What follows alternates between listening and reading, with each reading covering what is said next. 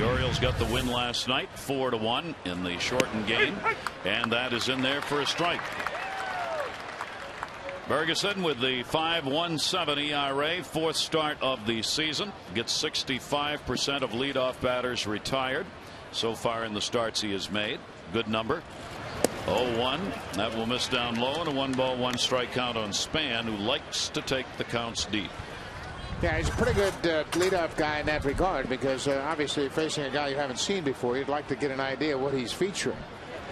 Span towards second base. Brian Roberts had a good sign early on one batter that the sinker may be working. That's what he wants tonight. Ground ball. Yeah, a lot of movement on his pitches. We take a look at the grip. That's the four-seam fastball. That's a pretty straight, hard one. Then the two-seamer, that gets a lot of ground balls. Notice how he doesn't grip the seams there. It's really on the slick part.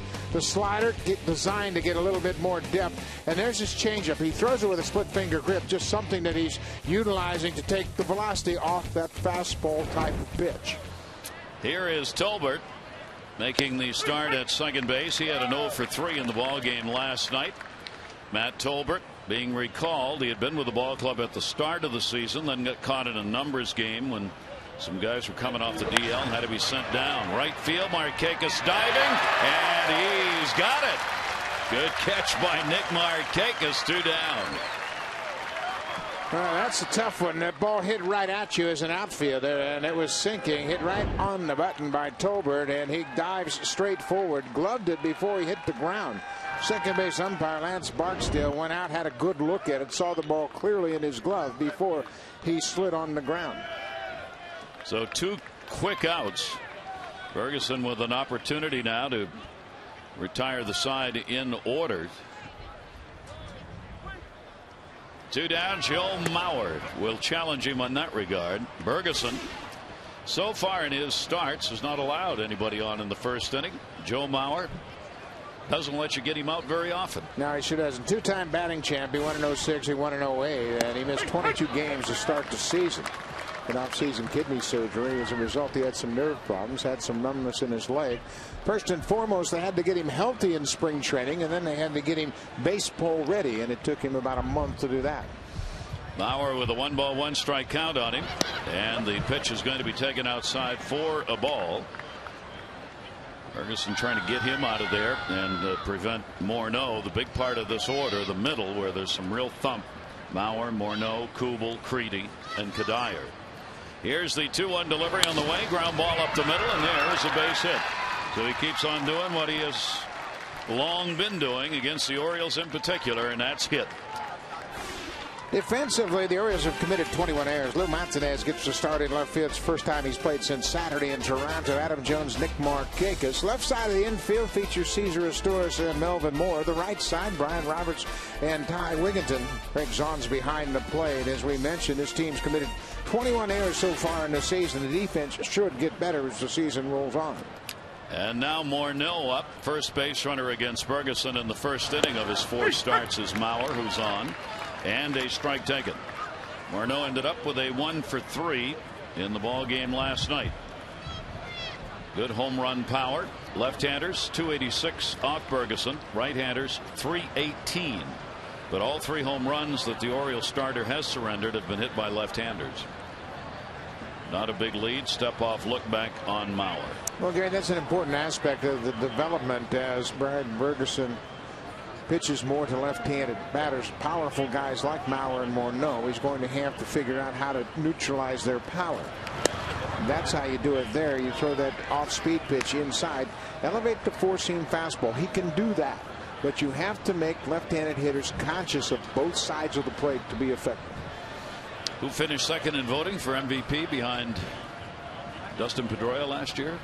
You're looking at him at the plate. 1-1 count, and that one will just miss outside. 2-ball 1-strike count on Morneau.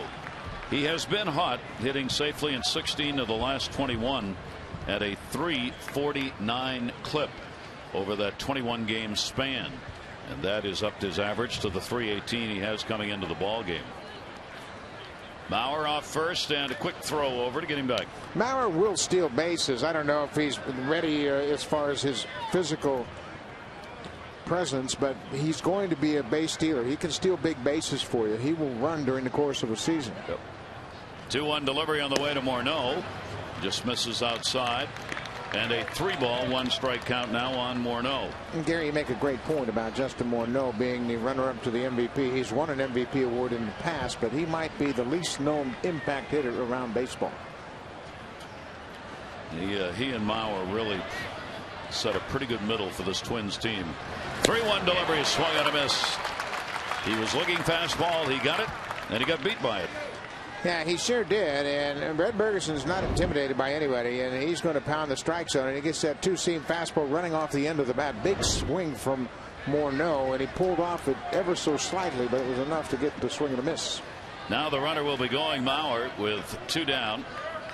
Wigginton moves behind him, and the pitch is outside, and he walked it. So after the 2 down, a single by Mauer and the walk to Morneau put runners on at first and second base for Jason Kubel.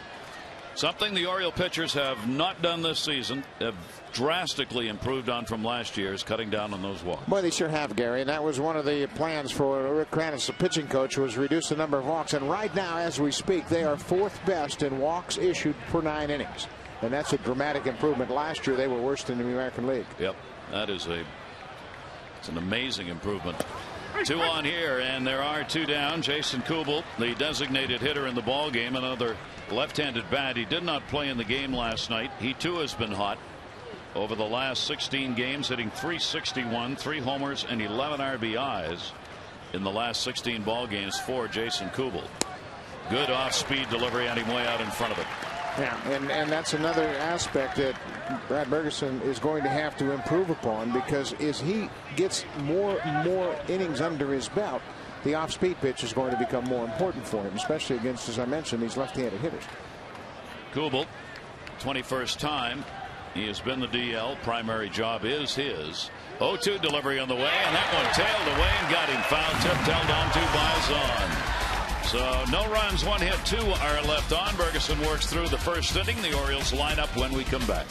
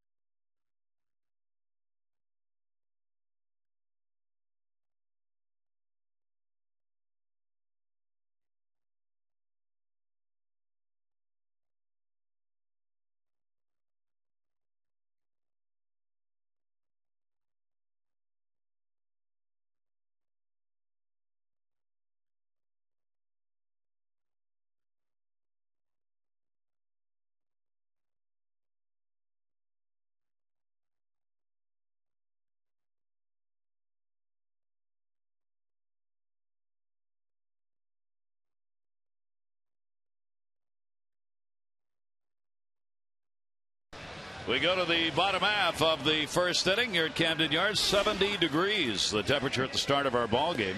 Starting lineup for the O's presented by Southwest Airlines. Roberts, Jones, and Markakis. Mora, Huff, Wigginton. Second time he started at first. Montañez, Zaun, and his tourists with Nick.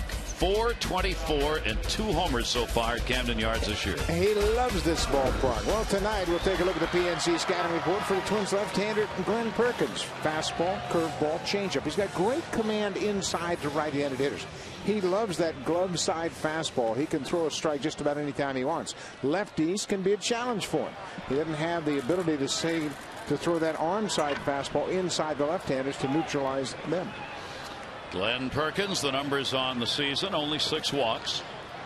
Brian Roberts will bat right-handed against him. This is one time when Buck was talking about his problems. Brian might actually consider hitting left-handed against Perkins and stay on the other side. Now he's not. But because Perkins has so much trouble with the left-handers, fouled away, and a quick 2-strike count. Bryan hitting .310 right-handed, .302 left. His 4 home runs have all been hit from the left side of the plate. Well, there was a time earlier in his career when he wasn't quite as effective from the right side, but you can see he's improved dramatically the last 2 years specifically. Now he's become a very consistent right-handed hitter. Down to third and just missed the extra base hit. He has done well against Perkins. Bryan 3 hits and 6 at-bats. Times he has faced him. Perkins has no record against the Orioles. He has pitched against them both as a starter and as a reliever. This is the 5th time he's appeared against Baltimore. It is his 3rd career start. 2nd time here at Camden Yards. That one down to first. Nice short hop, Morneau. He'll take it to the bag, and Roberts retired.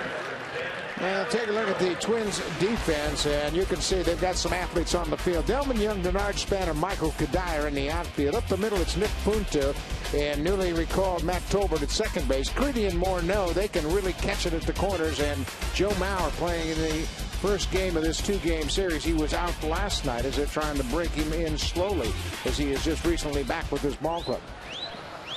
Adam Jones coming up, had a 2 for 3 in the ball game last night. .359 batting average to start the day, and he will swing and miss on a breaking ball down and in. Adam is 6th in average in the league, 2nd in runs, tied with Nick Markakis. He's hitting .383 here at home. He has the 6th best average for a ball player in his own home yard in the American League. Both he and Nick Markakis putting up big time numbers here in their own home yard.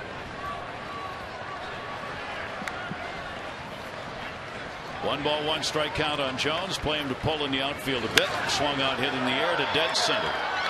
Span will go back, and he's got it, and there are 2 down. Nick Markakis has been on fire, especially in this ballpark. And last night in the first inning, he goes deep, hits a home run just off the foul pole down to the right field line. Markakis has the uncanny ability to take that inside pitch and keep it fair. He had every teammate in the dugout shaking their heads last night when he hit that ball, because that's generally the ball you hit 40-50 feet foul down into the seats in foul territory. Not Nick Markakis, and he will take the first pitch. It is in there for a strike. Markakis with 2 down and nobody on. He's also more and more showing the ability, especially when behind in the count, to take that ball to left field.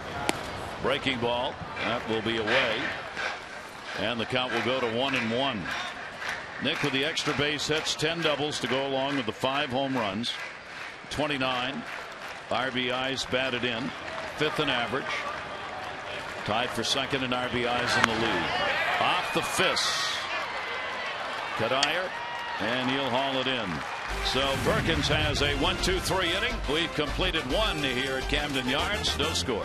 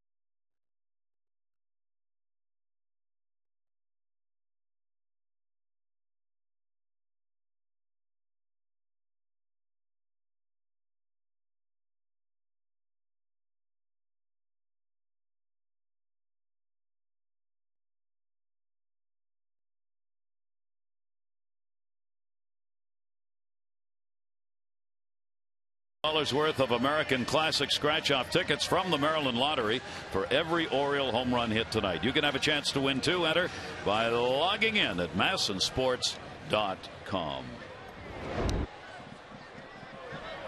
Very little breeze blowing here tonight at this moment. Not enough to have an impact on any balls hit. Here's Joe Creedy, who had the touch of the virus last night.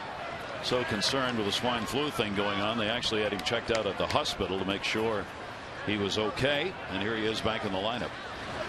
Creedy will foul that one back. Take a look at the infield defense here on the left side, where Asturias is at shortstop. They really expect Joe Creedy to pull the ball. There's a big gap up there between Asturias and Brian Roberts up the middle. And he is a dead pull hitter, but especially against a sinker ball, everything low, he should pull the left side of the infield.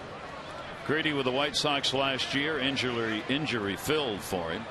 1-1 delivery. He was signed late at the start of this season to fill the spot at third base. Last year, lower back problem. He appeared in 97 games, hit .248, had 17 homers and 55 RBIs with the White Sox. Creedy will take that one to right center. They weren't playing him there. No one's going to catch this. It'll fall in on the wall. It'll be played as a stand-up double, and Creedy on to lead off the second inning. And let's check in with Amber. Well, Gary, Detroit Tigers starter Rick Porcello probably doesn't know it, but he helped Brad Bergeson prepare for today's game against the Twins. That's because the two pitchers are both sinker ball pitchers, similar style, and just 2 days ago, Porcello pitched 7 innings of shutout baseball against the Twins lineup. So Gregg Zaun pulled the tape. They both had a look at it, and Rick Kranitz said he wanted them to watch things like counts, pitch location, and how these hitters react to certain pitches. Well, we'll see what Brad Bergeson learned. Gary? We will indeed, and we'll also be talking about Gregg Zaun tonight in our Covering the Bases. We'll introduce you to the Orioles catcher with a little more insight. Yeah, covering the bases will be very interesting. Obviously, Gregg Zaun started his career as a 17th round draft pick of the Orioles. Michael Kadire, runner on at second base, 1-0 count. He'll lash that one down the line, and it is a foul ball. That's an interesting aspect Amber talked about with Bergeson looking at some video of Porcello pitching against the Twins. Porcello's a little different pitcher in that he's got a curveball and a little deeper breaking ball, but their fastballs are very similar. Bergeson has kind of a high three-quarters delivery, where Porcello's more conventional over the top, but they both throw sinking fastballs. In fact, I talked to Michael Kadire about Porcello, and he said, man, you've got to be really conscious of trying to lift the ball when it's down in the strike zone. He'll probably have that same thought on his mind tonight against Bergeson. 1-1 count. Runner off second base. Michael Kadire lifts that one to right center field. That's going to fall in for a base hit. Jones sliding to get it. Will hold him to a single, but an RBI base hit as Creedy comes around to score, and the Twins have the 1-0 lead. So Kadire delivers and just reached out and poked that into right center field for his 14th RBI. Great coverage, good balance. It's a good pitch from Brad Bergeson. It's down, but you got to believe that, having seen Porcello pound the bottom of the strike zone against the Tigers when they saw him, that Kadire had a pretty good visual of what he might expect with that sinking fastball from Bergeson. Throw over to get Kadire back to the bag. For the Twins this season, they have stolen 18 bases, led by their leadoff batter Span, who's got 7, and Kadire's next with 3. A delivery is a fastball inside. Young had a 1-for-2 in the rain-shortened ball game last night, getting his average up to 261. Yeah, they're really trying to figure out what's going to unleash the power for Delmon Young. He should be a little bit more of a power hitter, should drive the ball a little bit more than he has. He's only 23 years old. He will be in and out of the lineup for the Twins this season. He's starting in left field in the ball game tonight. He will do some DH work. They've got 4 outfielders that need to be rotated in and out of the lineup on a regular basis. 2-0 count. Runner at first, 1 run in. Down to third, Melvin Moore at TaylorMade. There's 1. Brian Roberts, there's 2. And there's the ground ball advantage for Brad Bergeson. Found the strike zone, throw it down in the zone, let your infield help you out. tailor-made right to Melvin Moore on 3 hops. Makes a strong throw right on the money to Brian Roberts, who does quick work around the bag. Over to Ty Wigginton. Melvin knows he's got some time with Delman Young running. Kadire is all over Brian Roberts, but they're able to turn the double play. 5-4-3, and there are 2 down. Nick Punto batting in the 9 spot. He may mean it when he shows bunt, because he hasn't had a hit in his last 13 times up. Average has dropped to 200 for the shortstop. And one of the ways you can maybe get out of that is by laying a bunt down and getting a base hit. This time he takes it down the line in right field. That is going to be a foul ball. You know what bunting does too, Gary? It also makes you watch the ball. When you're in a slump, you square around the bunt, you track the ball a little bit more, and all of a sudden it doesn't move around as much. So by Punto squaring around, thinking about the bunt, take a little better look at the baseball, and then he had a pretty good swing on the second pitch. So when you're in one of these funks, and I can speak from experience, I was in a lot of them, but I could never bunt. But you can track the ball when you do have the ability to bunt, and then that'll get you back on the ball and maybe give you a chance to get a hit. So Punto now with a 2-strike count won't be doing it, and swings and misses. Second strikeout. Ferguson gets it, but the RBI single by Kadire drove in Crady, who started the inning with a double. 1-0.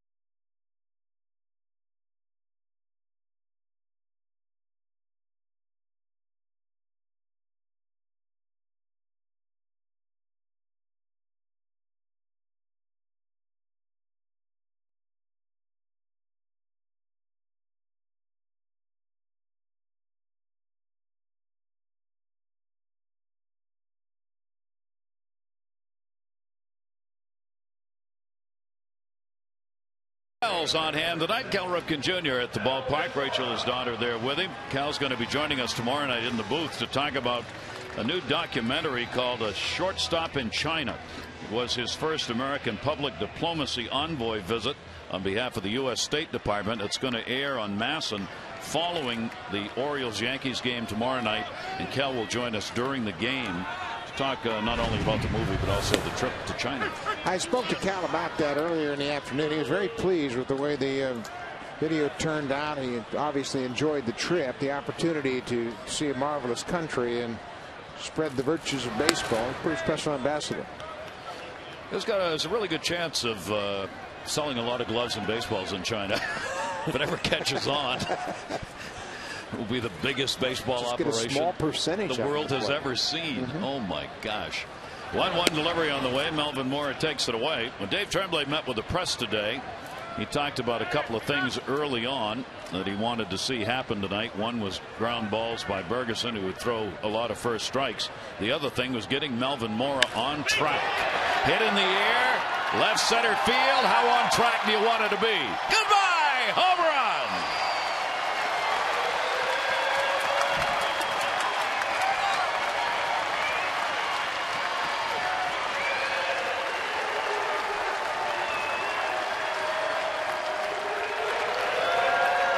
Number 2 ties the game at 1. Melvin Moore hitting in the cleanup spot tonight, and looked like he got a changeup, stayed out over the plate. Look how he extends on it and squared it up. He barreled that ball and hit it into the back bullpen in left center. Okay, well, that's taken care of. Yeah, he got that. He's on track. He did that. Boy, did he hit that. That will be just the second home run allowed by Perkins. Both have been hit by right-handers.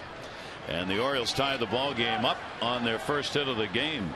Here's Aubrey Huff, and he'll take it inside for a ball, 2-0. Let me ask you your mindset if you're a starting pitcher on this team. You've got to think that if I can stay out there till the 6th, 7th, 8th inning, these guys are going to score enough runs for me to win. Absolutely. And they've got a potent offense, especially top of the order. Aubrey Huff will take that pitch in there for a strike. I think that realization is setting in with the Orioles starters, and the desire to stay out there longer grows as the run production continues to grow. Designated hitter Aubrey Huff getting the night off at first base. He filled that role much of the season last year, and he gets ahead on the count here. 3 balls and 1 strike from the 26-year-old left-hander Glenn Perkins, who, as we said, has lefties hitting .368 against him. 3-1 delivery on the way, and he walks it. So there's the first walk, and the Orioles with nobody out have a man on.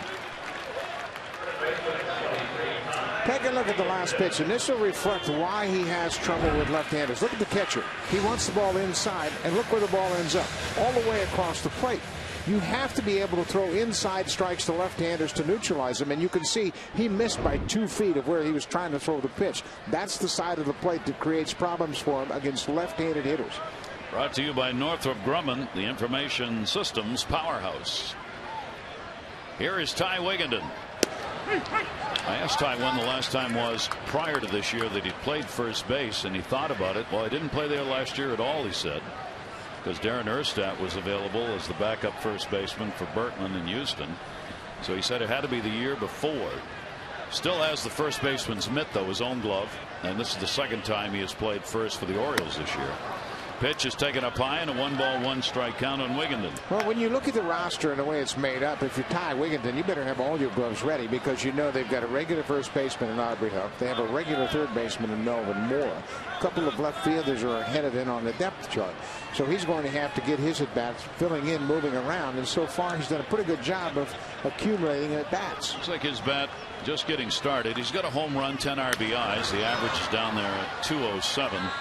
He is a much better hitter than that, and when he gets going, when he's on, I mean, he will drive the ball a long way and hit you some home runs. Yeah, he's hit 20 home runs in each of the last 3 seasons, and he's got 92 at bats. That's a number I thought would take him a while longer to accomplish, but he's gotten quite a few at bats. Obviously, with Moore going on the disabled list, that helped him to get those at bats. 1-2 delivery to him is inside, and the count goes to 2 balls and 2 strikes. The Orioles forcing Perkins to throw a few pitches here early in this ball game. Left-hander has not had a lot of run support, only 2.83 runs per 9 innings pitched, the fewest on this Twins staff. Fastball got it. Crossed him up on that one as to what Wigginton thought he was going to see. That is his first strikeout. 1 on and 1 down. The Yankees are coming. It'll be tomorrow night, and it is the only weekend series of the season that'll be played here between the 2 teams. You can get your tickets now. Paint the park orange. Tickets start as low as $15. 888-848-BIRD. Skip the ticket lines. Print your tickets at home at Orioles.com. A-Rod likely to show up for one of the games to come back with the Yankees, and it may very well be tomorrow night. Yeah, you got to believe they're anxious to get him back. They have so many regulars out of the lineup now that Posada's on the disabled list. They've got Xavier Nady, the right fielder, out with an elbow problem. Haven't had Alex Rodriguez all year long, and they've got their number 2 starter on the shelf, Chen-Ming Wong. They need him. Runner on at first base. Ball game tied at 1 on the Moore homer. Here's the 1-0 delivery on the way. That one in the air, right center field, hit hard. Montañez back on the warning track, hauled in by Kadire. Well, with that swing of the bat, it didn't look like that sore thumb was bothering him at all. We have our covering the bases man coming up, as tonight we take a look at Gregg Zaun. Passionate other than baseball? Yes. I started playing the drums a few years ago. A teammate of mine, Eric Kinski, is a very, very good drummer, and he just, you know, he was playing one day, and I had tried in vain for a decade or so to learn how to play the guitar. I just couldn't make my fingers do what they were supposed to do. So I figured, you know what, let's try the drums. I love music. Music is something that is a part of every moment of my day. And Zaun doing the job behind the plate as the regular catcher, knowing his role is until Matt Wieters is ready to come up here. Understood that, took it on, wants to be a mentor. And there's a look at our covering the bases catcher. Drafted by the Orioles, 1989, 17th round, 1,135 career games over 15 seasons. He's played for the O's, the Marlins, the Rangers, Kansas City, Houston, Colorado, and Toronto, and he was part of that World Series team in 1997 down in Florida. 1-1 is inside. Our Home Depot covering the bases. Visit homedepot.com/spring. More saving, more doing. That's the power of Home Depot. Zaun up with a runner on at first base and a 2-ball, 1-strike count. Aubrey Huff being held by Morneau, but a very short lead. There are 2 down, and Zaun will foul that one back into the screen. Yeah, it's been a real struggle mentally for Zaun now, as he's just really struggling at the plate. And we heard his talent about the drums. One of his hidden talents, he claims, is his cooking. And you know, a lot of these guys that have been around a long time take up an awful lot of interest off the field because there is so much time, and I can appreciate a catcher not being able to play the guitar. Yeah, short stubby fingers don't work. 2-2 delivery, most of which have been broken at one time or another, at least once, or at least bent out of shape. Yeah, when you get fingers going in the opposite direction, it's hard to hit one string at a time. 3-ball, 2-strike count on Zaun. Aubrey Huff at first base will be running. Morneau will play behind him. Zaun 4 for 23 off the left-handers so far. Perkins, runner goes. Zaun will chop it. It's going to be a very tough play, and none at all. It'll be an infield single. Huff goes down to second base, and the inning stays alive. Take them when you can get them. When you're hitting the buck sub 57 coming in, and Gregg Zaun will take this and get him started. He got fisted on that ball. Joe Creedy's a very good third baseman. He can't make a play on it. Then Perkins picks it up, and hey, it might be a start to a big night. And maybe even a bigger inning, as Torres will be coming to the plate. Runners on at first and second and 2 down. And as Torres has upped his average to 247, he's got 9 RBIs. And he's got a chance for another right here if he can get a base hit.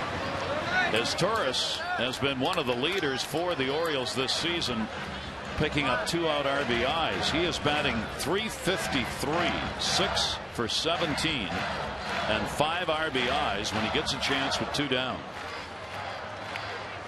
1-0 count. And he's got a chance right here. Huff at second and Zaun at first.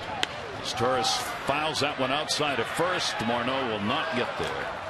Yeah, he had thoughts of diving and then got to that artificial warning track and thought, it's rubberized. I'm not doing that. Twin starters on the road, 4th highest ERA in the major leagues, 6.36. It's really amazing they had scuffled as much as they have, considering you've got Scott Baker, Francisco Liriano, Perkins, Slowey. Pretty good pitching staff they put together here, but they're off to a slow start. Very. Is Torres. 1-ball, 1-strike count. Ball game tied 1-1. And as Torres gets another base hit. Huff is going to be waved home. Delman Young up, no play, and he's done it again. As Torres missed a 2-out RBI right now for the Orioles, who get a 2-1 lead. He has come through time and time again in these situations. Zaun ends up at second as Torres picks up his 10th RBI of the season. Trying to come down and in, and they don't get it in far enough, and he's able to get it up about belt high, and he rips it past Creedy into left field. Aubrey Huff off on contact, scores easily, and the Orioles have taken the lead. Good job. I think as Torres, they're going to play that he missed the bag, and the appeal to the third base umpire, Brian Knight, says nope, Aubrey got it on the way past. But I think the reason that Torres is doing so well is this guy right here. You get 2 outs, you get runners on, you say don't let this lineup come up with guys on base, and Torres Not taking a thing away from him, but pitchers don't want to work to this part of the order with runners in. Yep. Brian Roberts. Still 2 down. Runners on at first and second base. And Brian will get the RBI chance now. Brian was up among the top 10 with runners in scoring position for the first month. Just out of the top 10 right now. Pitch is taken outside for a ball. He has picked up 11 RBIs. He went through that 0 for 18 slump, so that kind of dipped the numbers down with runners in scoring position. But Brian has come back, not only hitting the ball, but hitting the ball hard. A couple of home runs against Tampa Bay got him out of the 0 for streak. 2-0 delivery. That one in the air to left field. Pretty good Wood. Young going back. Young there and makes the catch. Roberts retired, but the Orioles get a couple of runs. They do it on 3 hits, leaving 2 on. Melvin Moore kicked it off, his second home run of the season.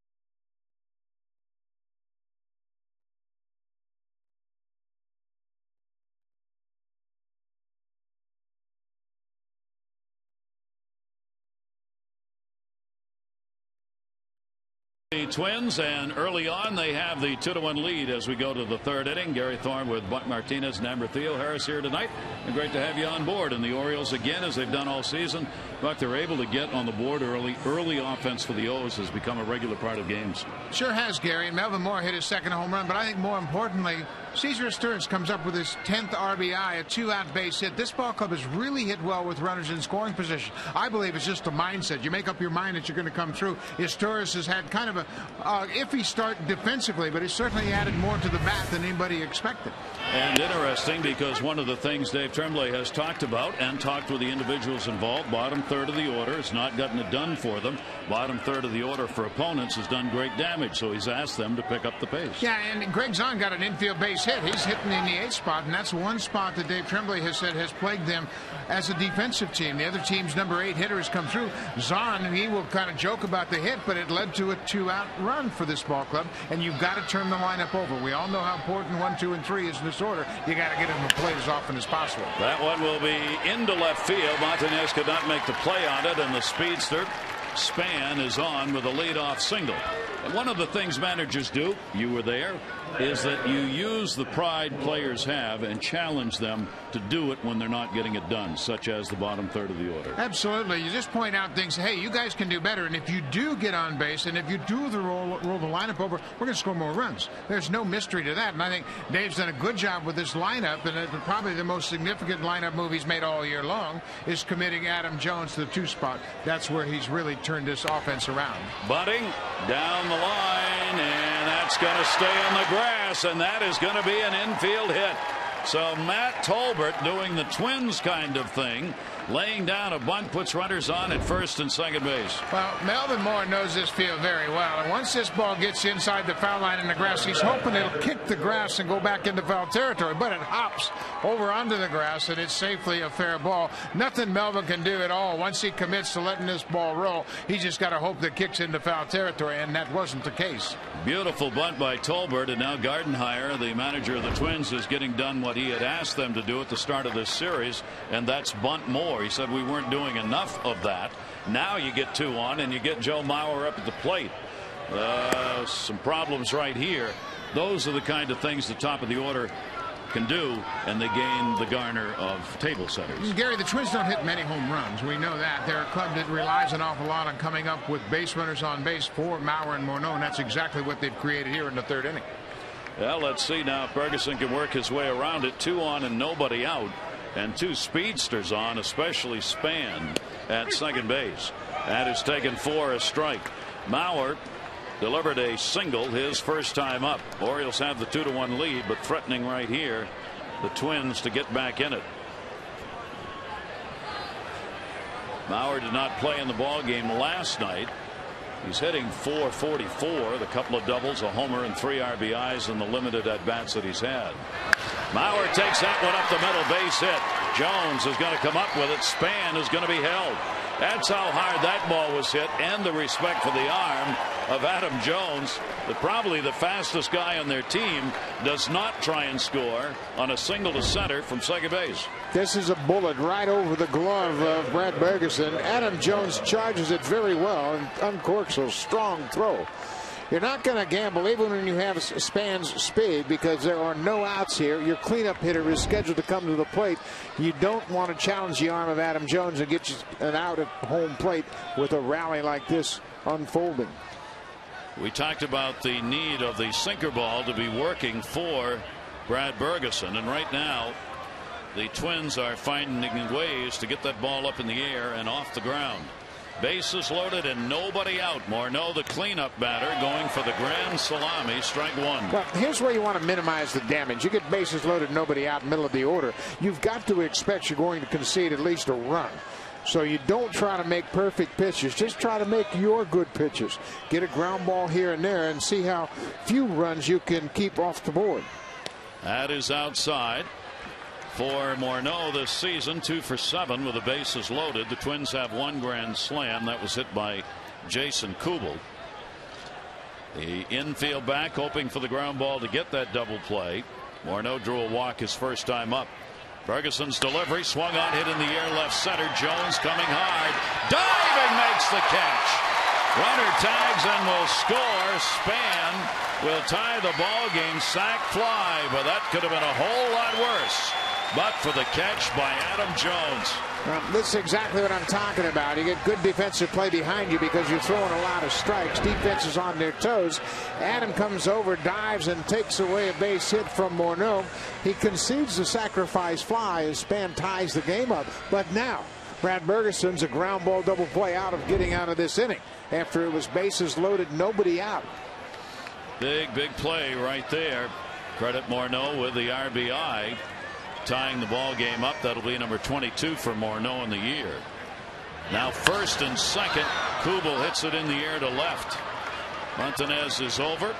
Easy play. Runners have to stay, and there are 2 down.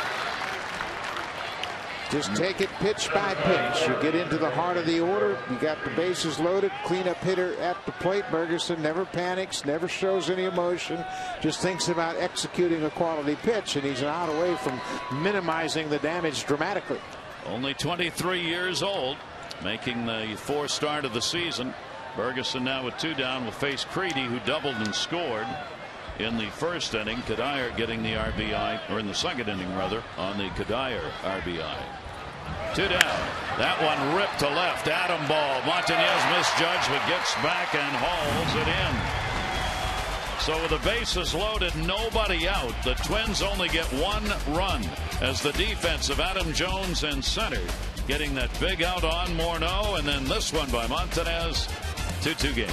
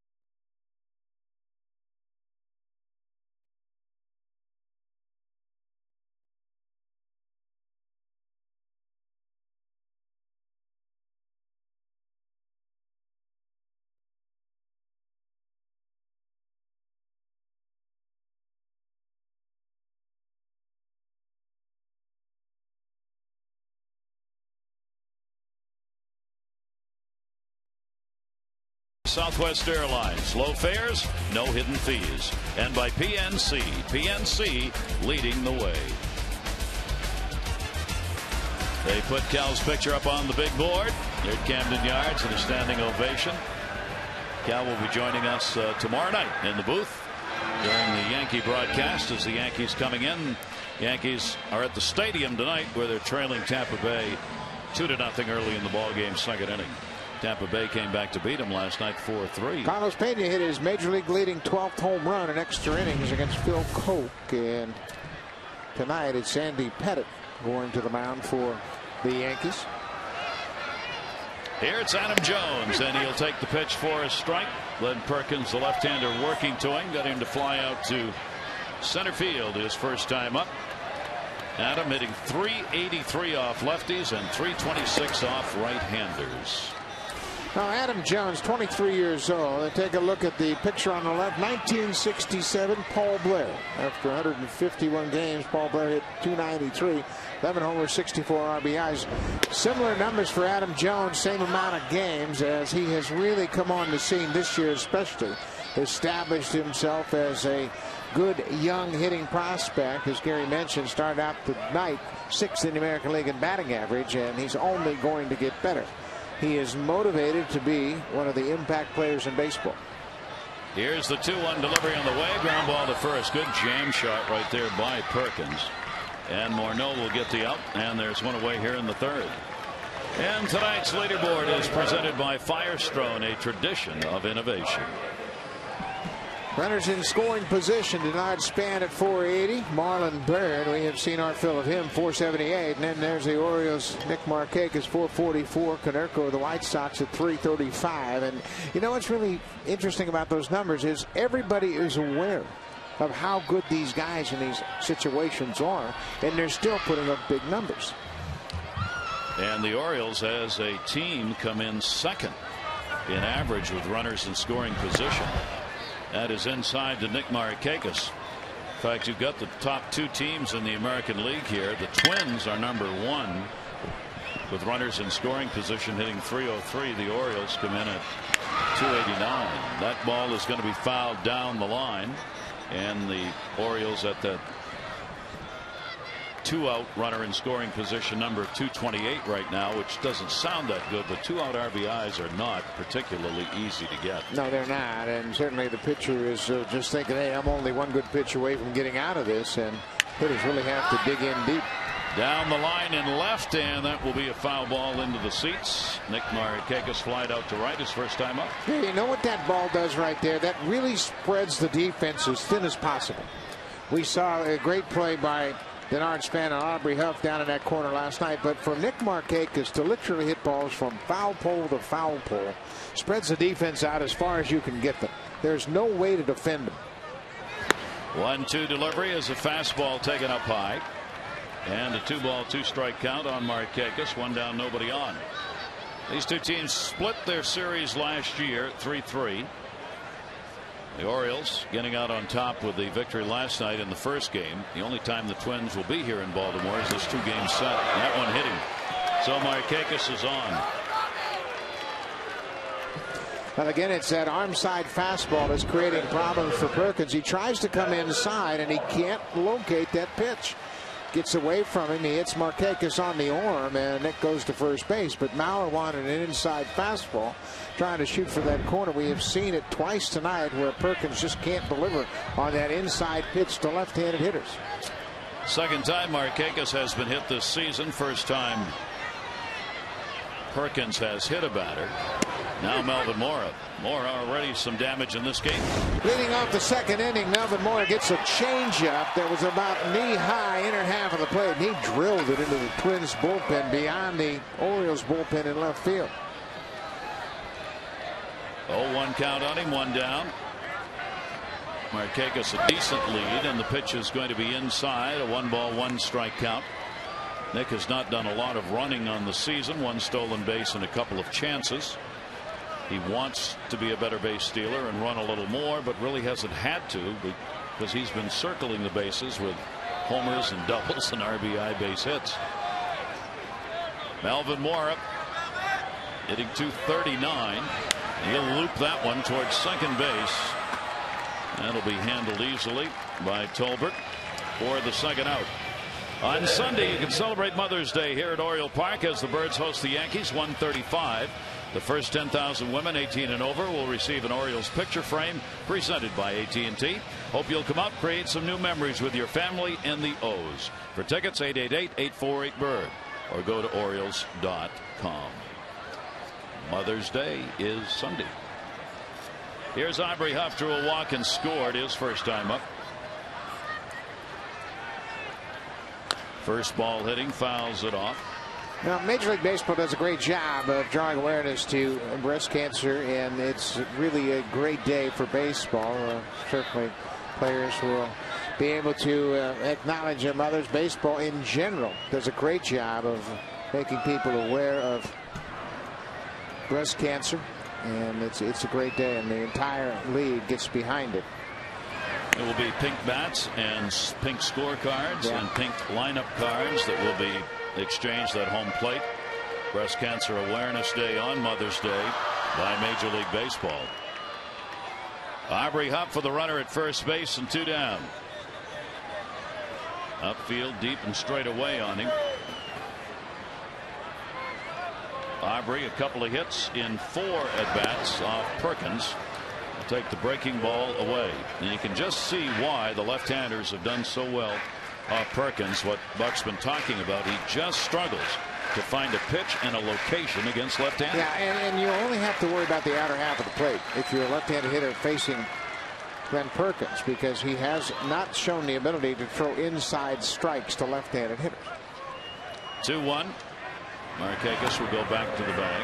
And if you have a situation as a batter where you can look at just half of a plate, you're going to have some success. You're going to get a lot of hits. But it's the guys that throw strikes on both sides of the plate that really make it difficult. You can see his numbers this year. Perkins, lefties hitting .368 against him. 140 runs higher than points higher. That one deep to right field. That is way back. Aubrey Huff. Goodbye. Home run.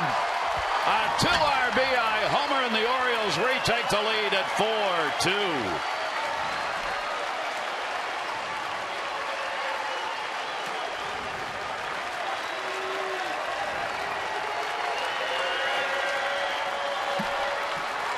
We talk about Orioles hitting with runners in scoring position. That wasn't the case here, but one thing they do, they hit more home runs than Minnesota. They've got a lot of pop in their bats, and Aubrey Huff hits this line drive high above the scoreboard onto the flag core. Number 4 on the season. A 2-run shot that drives home Nick Markakis, who was hit by a pitch. So the Orioles regain the lead in their second home run. Mora had one, a right-hander. Huff gets one, a left-hander. And that's double the number Perkins had surrendered in his first 5 starts. 1-0 delivery. Ty Wigginton will foul that one back. Wigginton, a strikeout victim his first time up, trying to figure out where the bat went. Wrapped that one around everybody at the plate and came right straight back with it. Aubrey Huff now adding the RBIs. Has got 25 RBIs. He has kind of quietly continued along, chasing Nick Markakis for the team lead. 1-1 delivery on the way. Foul back on an inside heater. 1-2. Yeah, when you look at Aubrey Huff and Nick Markakis, traditionally they are 3 and 4 in the order. And then you can plug in a Wigginton behind them, a Melvin Mora behind them, and this lineup is surely going to get better. We have seen the top 3 guys come out smoking, but the rest of the lineup is going to play catch up now, and the offense should be even more consistent as the season wears on. The Orioles come into the day 9th in the American League in home runs hit. Minnesota has surrendered a few. They are 10th out of the 14 ball clubs in the league as far as surrendering the long ball. Now Dave Tremblay's team getting the lead back. The Orioles, only 3 times have they won 2 consecutive games this year, and they do not have a 3-game win streak. That ball busted the bat to short. Puto up and makes the play for the out, then that'll do it. The Orioles take advantage of the homer. Aubrey Huff got it, and he got all of it, and the Orioles get the lead.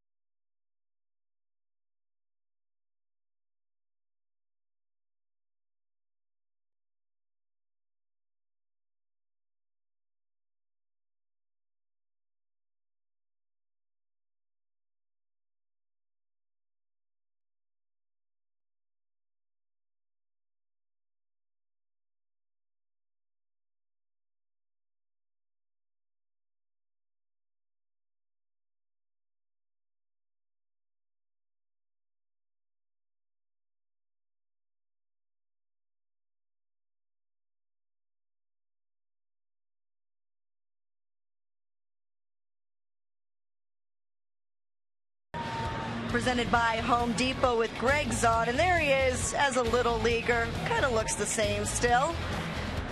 Bringing in Rick Dempsey, his uncle now, and looking at those pictures, I guess it does bring back some memories. Rick, obviously it's a family affair, baseball in this family, but were you the one that did a lot of the coaching and really introduced him into baseball? Well, I did a little bit, but not a whole lot. I think I got to give most of that credit to my brother Pat, who really spent a lot of time with Gregg in the minor leagues. My brother Pat played for 13 years professionally himself. We had 5 catchers in our family. It all started with my cousin, Dick Young, before I ever started, then myself and my brother Pat. And then my 2 sons, actually my son, John, signed, and then Gregg signed. And, these 2 guys came along. Gregg ended up going a little bit farther. My son went back to college. But actually, Gregg had a great opportunity to go back to the minor leagues and travel with my brother while he was working his way up to the big leagues. And he learned a lot there. So when did you realize that Gregg wasn't just a kid tagging along, that he might be a big leaguer one day? Well, he learned so much. It's like Cal Ripken being in a baseball family. Gregg was able to take a look at myself playing in the big leagues. And then he spent a lot of time with my brother to the minor leagues, learned all the tricks of the trade. He signs professionally with the Orioles. And then you could tell at that point right there he was going to be a good defensive catcher. It was just a matter where he was going to hit. He became a pretty good contact hitter and a switch hitter at the same time. What was Gregg like as a kid? Well, he was a tough little guy, We used to push him around quite a bit, and force him to do things. And like he said in his pregame interview, it was tough love, But, you got to be tough if you're going to get back there behind home plate. And I think everybody sees the way he plays the game. He plays it as tough as anybody. One of the best defensive catchers in the American League. All right, Rick Dempsey, Gregg Zaun's proud uncle. Gary? All righty. And we are going to be talking with Rick's brother, Pat, with whom Gregg spent a lot of time in the minors. Later on, he'll be coming in by telephone to chat with us. Delman Young, 1-0 delivery to him. Ground ball up by Kadaya, the first out here in the inning, as the Orioles have the 4-2 lead. 4 runs, 4 hits, 2 left on for the O's. 2 runs, 6 hits, no errors, and 4 left on, as Brad Bergeson worked his way out of a tough jam in the 3rd inning and got rewarded with the Orioles getting the go-ahead runs in the 3rd. Yeah, and that's a big stepping stone for Brad Bergeson not to panic when he had the bases loaded with Morneau at the plate. That one lifted to left field. That's going to be a base hit hard. So Young is on with a 1-out single here in the 4th inning. Don't forget to vote online for the All-Star game. You can do it at Orioles.com, and you can vote orange and save green. Voting at Orioles.com, and you'll receive a $5 off on a ticket for an upcoming game. 25 times you vote, well, then you get a free upper reserve seat to any non-prime game after the break.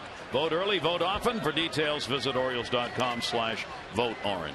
Obviously, there are 3 Orioles that should receive a lot of your votes right now: Roberts, Jones, and Markakis, and there's no reason why they shouldn't be included in this All-Star game. All 3 of them are premier players at their respective positions. Nick Punto with 1 down, and the look back. Tampa Bay has increased their lead over the Yankees to 4-0. Yankees will be here tomorrow night to open up the only weekend series they will play here in Baltimore. Ferguson's delivery to him outside. It will be Guthrie against CC Sabathia for the opener. Adam Eaton and Phil Hughes on Saturday. Koji Uehara and Jabba Chamberlain are scheduled to go in the Sunday day game. Yeah, it's interesting tonight. Tampa Bay is throwing Jeff Neiman against Andy Pettit, and Tampa Bay starting to swing the bats pretty good. They are.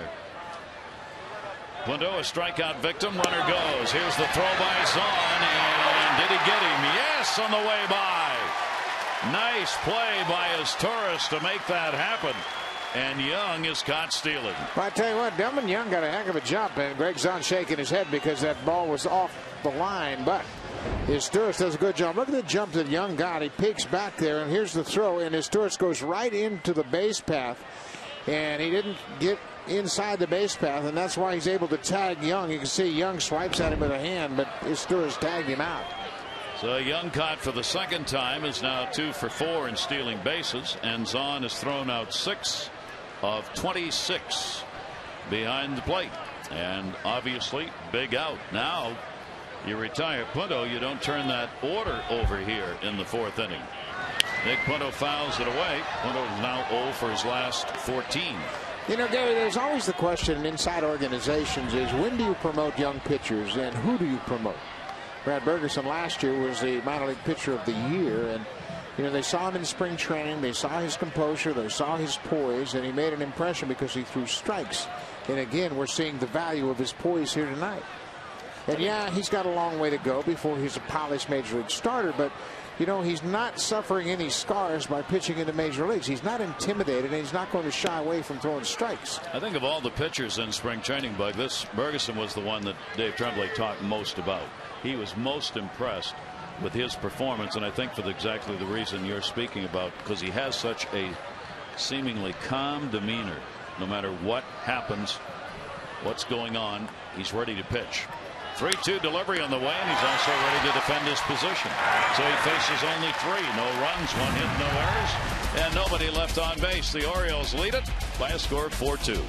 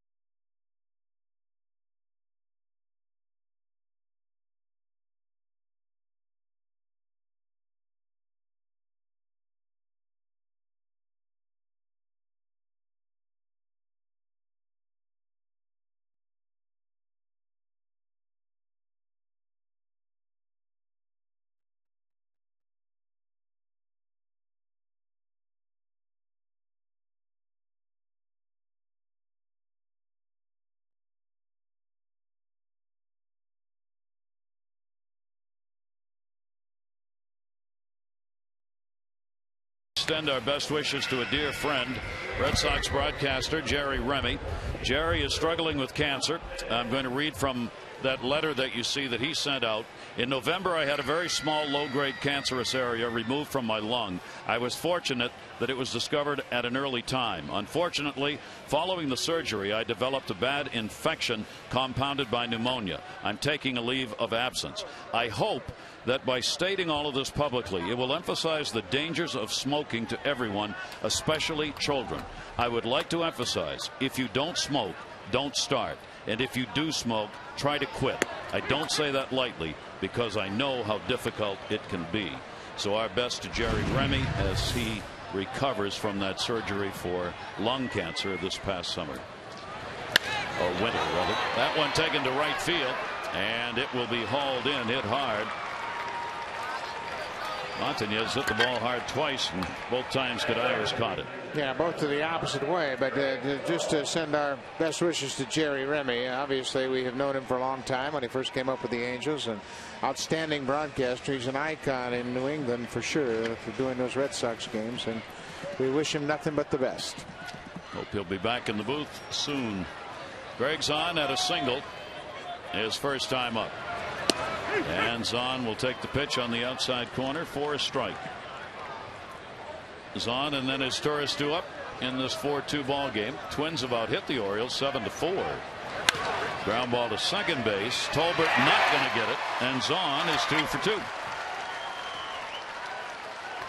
So Zaun is on, and covering the bases is about him and about something he was grounded for as a kid. I got caught stealing burritos in my senior year in high school.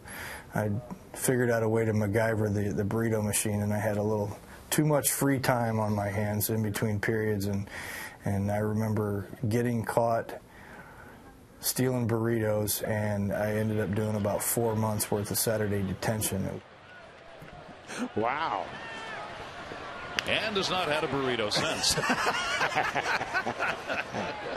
bad memories. Yeah, it's really tough, and obviously there's the honest roots. You can see the Dempsey family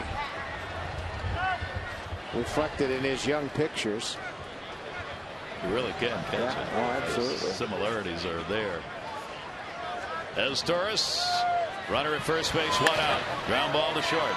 Pinto, Tolbert, double play. No runs, one hit, no errors, and nobody left on base. Both pitchers taking advantage of the ground ball double play in the half inning. Orioles still up by 2.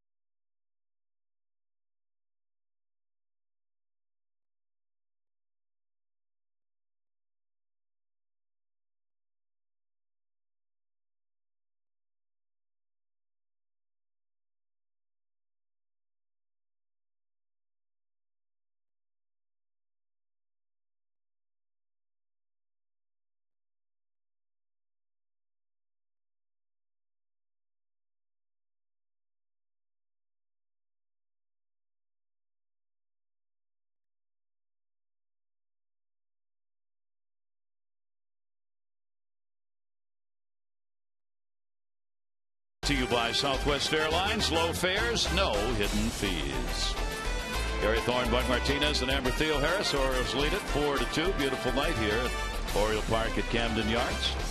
Big news today, Manny Ramirez. He starts his 50-game suspension for testing positive for drug use. Dodgers have called up Xavier Paul. It'll cost him $7.7 million of his salary. He was leading the Dodgers in average, on base percentage, slugging percentage, tied for the lead in home runs. He had a $45 million contract, 2 years, signed in March with LA. First-time offenders that fail the drug test are subject to an immediate 50-game suspension. Second time 100, third time kicked out of the game. Big story. Here's the 0-1 delivery. That is taken down low, and what a blow for the Dodgers, who are off to that great start. Yeah, it sure is. It's going to be interesting to see how the Dodgers respond, because we have heard time and time again how they all look up to Manny, and now, you know, all of that is going to be challenged as they have found out he's failed the drug test. Now, Manny is saying that he was taking something that the doctor prescribed, and we've heard this argument before, and I don't buy into any of it. You know that they're testing. You know that there's a list of things that are banned. If your doctor is going to inject you with something, I would think you'd say, hey, doc, why don't you check with the Players Association? Exactly. 1 ball, 1 strike count. Span is singled and scored and grounded out. Hit hard. Good play by Wigginton right there. He's got it, and that'll retire the leadoff batter, and one you don't want on there. Take a look. Tomorrow's pitching matchup brought to you by M&T Bank. Looking forward. CC Sabathia, the big free agent signed in the offseason, off to a slow start. Nothing unusual for Sabathia. He had similar numbers last year at the start of the season when he was pitching for Cleveland before he was dealt to Milwaukee. Jeremy Guthrie coming off a complete game outing against Toronto last time out. Anxious to get his season off and running, and now he stretched himself out and certainly has a chance to build upon something here, pitching at home against the Yankees, first of a 3-game set. Here is Matt Tolbert. Ron Gardenhire, the manager of the Twins, can't say enough about Tolbert. He just loves his style of play. This is a guy who just hustles always. Busting his butt, as Gardenhire said, is something that's part of his game. And he's got a base hit. So Tolbert, with a couple of hits, he's hit the ball hard all 3 times up. Got robbed of a hit by Markakis on a great catch in the first inning, and now has had 2 singles. That one comes with one down here in the 5th inning. Gary, have you ever seen an organization that continues to develop hitters? I mean, they call up guys that they can hit. I don't care. They come from wherever. Matt Tolbert. Oh, yeah, he's a good player. Yeah, right, Ronnie. Yeah. 2 hits, a line drive. I mean, they're just ball players. This is another one. They signed him. We knew he was going to be a good athlete in Joe Mauer. Justin Morneau. They do such a good job of developing position players year in and year out, and guys that can hit. It is amazing at the consistency that they have in doing that, which says something about their scouting organization, obviously. Well, one thing about their scouts, they've been in place for a long, long time. 16, 18 years. Scouting directors. Terry Ryan's still involved. He said he stepped down, but he's out there scouting himself. And the scouts, when they turn in reports, they're consistent. They compare players they're scouting to players they have signed in the past. Everybody knows what that standard is. And when they make up a decision on a guy that they draft and develop, they don't miss too often. And you either play the Twins way or you don't stay. There is no slack given. Hustle is absolutely required. You don't carry the bat with you down to the bag. You do not walk ground ball outs. You do not mosey down on a fly ball, or you'll be in the minors. And everybody understands that. There are no exceptions made. There are no questions asked. Casilla found that out this week. And Gardner said he'll be back. He's going to play here. He's a major league player, but he said he's got to get down and think about it and get his head on straight. He carried a bat to first base with him. Wasn't hitting anyway. Wasn't playing particularly well. He said that was it. When we saw that, see you later. 1 ball, 1 strike count, and the pitch is taken. Mauer with the 2 singles already in the ballgame. One thing the Twins players can never say is, well, we didn't know defense was so important. We didn't know hustling was so important. It's been that way since Tom Kelly managed the team. And Tom Kelly's still around too. You can bet that Ron Gardenhire will lean on him from time to time, but TK's got a lot of influence on what this organization has done and what they continue to do to this day. And they win. Mauer will wait. A discussion will take place here. Mauer continues to do real damage to the Orioles. He has the highest batting average against the Orioles since 2006 of any player, batting .429 against the Orioles over that span. And he is so dangerous because he is such a great contact hitter. And of course with power. And having that ability behind the plate is an added bonus. You have a key position that regards defense as a priority, and you get a 2-time batting champ playing that position. Off speed delivery taken outside, 2-2. Mauer won his first Gold Glove last year, and the last Twin to do that as a catcher, the indomitable Earl Batty. Wow, Earl Batty. Late 60s, 65. He was part of that World Series team. He caught, of course, Jim Cott, Jim Perry, Camilo Pascual, all those great Twins. 2 ball, 2 strike count. Good pitch. Came down and in and got Mauer. 3rd strikeout for Brad Bergeson. Well, I'll tell you what, you talk about watching a young pitcher earn his stripes. Foul ball on the fastball. Missed with the sinker off the plate.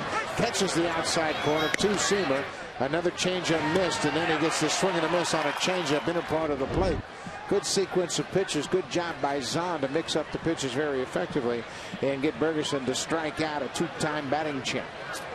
Now with 2 down, Tolbert remains on at first base. Cleanup batter Morneau.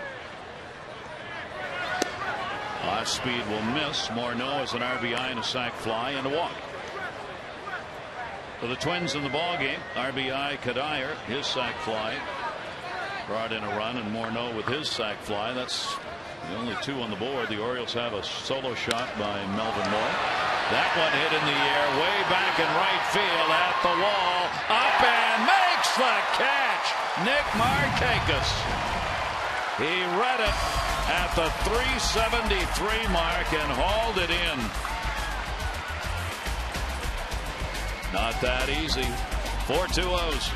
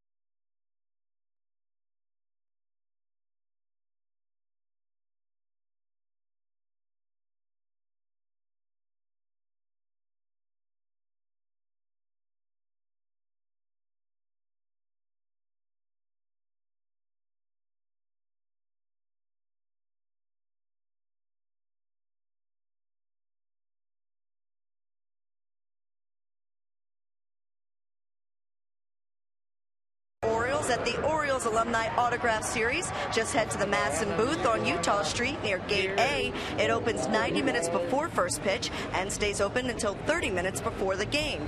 Former Orioles will appear at every game. Tonight's Oriole alumni were Mike Cuellar, Kurt Moten, and Larry Sheets. So come out to Oriole Park this season on Mondays and Thursdays and relive some of your favorite Orioles memories. Gary? That's a really great program. And a lot of the Orioles are coming back, and a lot who haven't been back for a while are returning to Camden Yards. Yeah, Kurt Moten has been around from time to time. Actually, he's got it for a while. Mike Cuellar was with the club in spring training, but I've not seen Larry Sheets for a while. Nope. Oh, and delivered to Roberts, hit hard. Tolbert on the backhand. Roberts is retired, 0 for 3 in the ball game. One down, bottom half of the 5th inning. Perkins with that 1-2 mark. Again, not getting a lot of runs support-wise, at least early on in this ball game. Adam Jones 0 for 2. He is flied out and grounded out. Perkins has done a good job getting leadoff batters this year, 71% coming into the ball game. He gave up a leadoff homer to Melvin Moore, the only leadoff batter on for the Orioles so far. Jones will foul that one back. We want to remind people tomorrow night with the Yankees coming to town, there is going to be a concert taking place downtown, and there are going to be a lot of people, about 15,000 at the concert. So if you're planning to come to the game, give yourself some time. Public transportation probably would be a key tomorrow night because the traffic downtown will be tough. Fouled away. At least Lombard Street got opened up today, though, and there was not a massive traffic jam with 18 feet of water. Good job by the public works crew. I'm working on that for about 10 days. 0-2 count.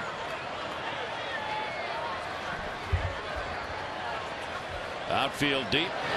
Jones down to third, foul. Again, a nasty pitch inside. That's where Perkins has placed the baseball when Jones has been up tonight, and that's a down and in breaking ball. Yeah, and we talked about how effective he can be to right-handed hitters. As we mentioned earlier, they're hitting .228 against him, and it's a pitch inside that Adam has to fight off, and you can see how he has to draw his hands in. It's right off the top of that left foot. 0-2 delivery to him. Fastball taken up high. And a 1-ball, 2-strike count.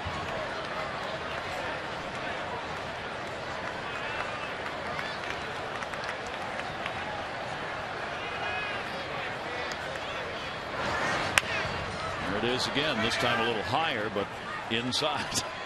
Gary, you talk about run support. You mentioned Glenn Perkins getting run support at the tune of 283. The pitcher that's supported the least by his hitters, Randy Johnson, 171. That's the average of runs scored while he's in the game. Barry Zito, also of the Giants, just reflects the fact the Giants are offensively challenged. And then you got Johan Santana, who is down in the 220 range himself. And it's marvelous that he's able to win 5 games, and he won 1-0 last night on an unearned run against the Phillies. Doesn't it always seem to be each year that the pitchers with the least run support are among the best in the game? Like there's something psychological about players coming out and just feeling we're going to win tonight. We got Santana, we got the big unit pitching, etc. And I think the opposing pitcher understands he's got to be on his game, and that's why you have many low-scoring games. But I don't know if there's anybody in baseball that's any better than Santana right now. Jones, big time battle right here against Perkins, fouling it off and holding that count at 3-2.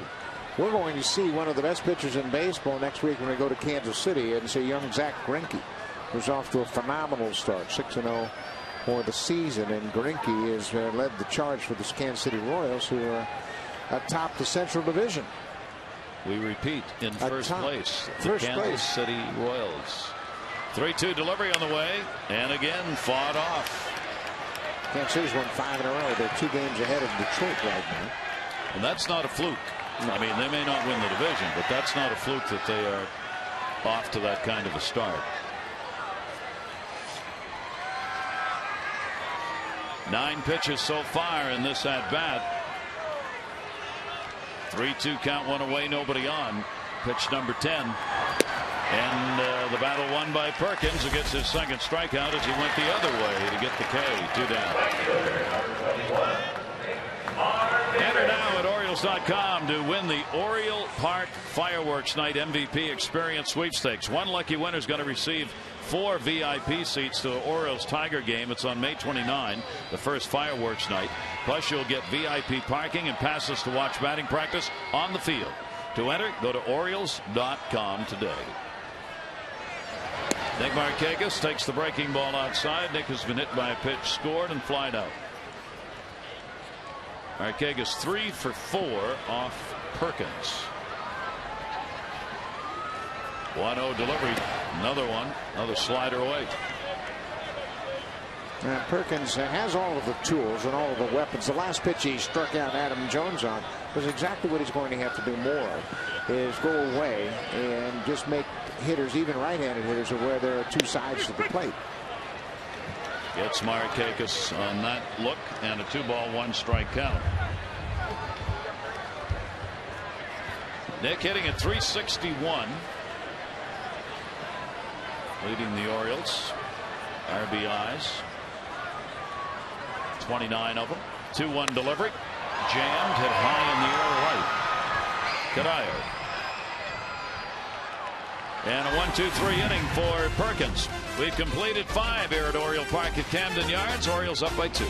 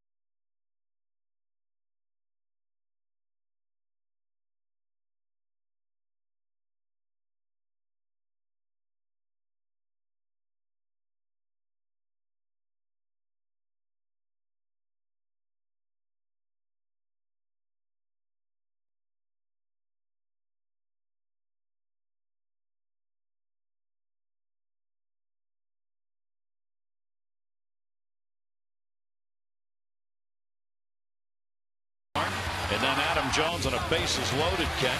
Zaun getting it out on Delman Young, trying to steal. And again, Markakis back and right on that last out.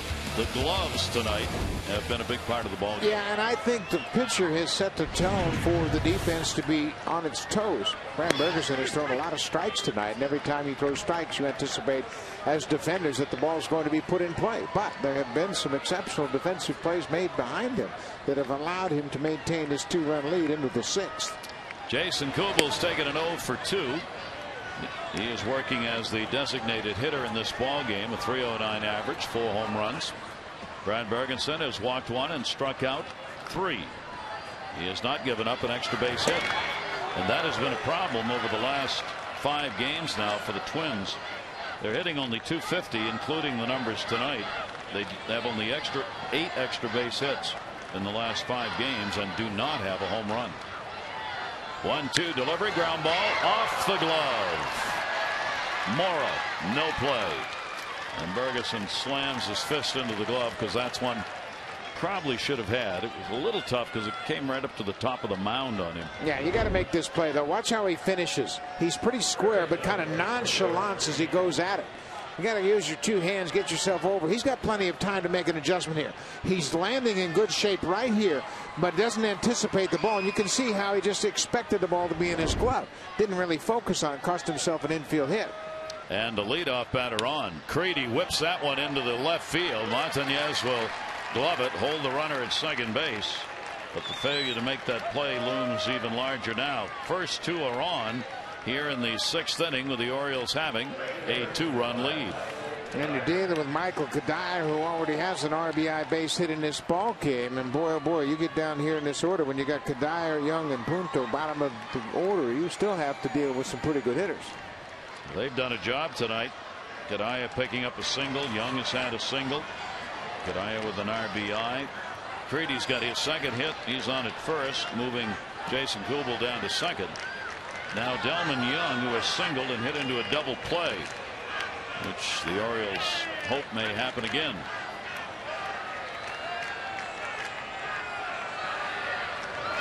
And that pitch will be taken on the inside corner for a strike. Kadire with a single, RBI, and a ground out.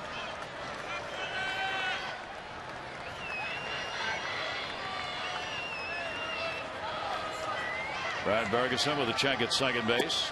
And a check swing, and that's away. Gary, how often have you heard the phrase slow the game down? Brad Bergeson has the ability to slow the game down, and these are the situations we're talking about. Don't get your heart racing. Don't get too anxious. Don't try to speed things up.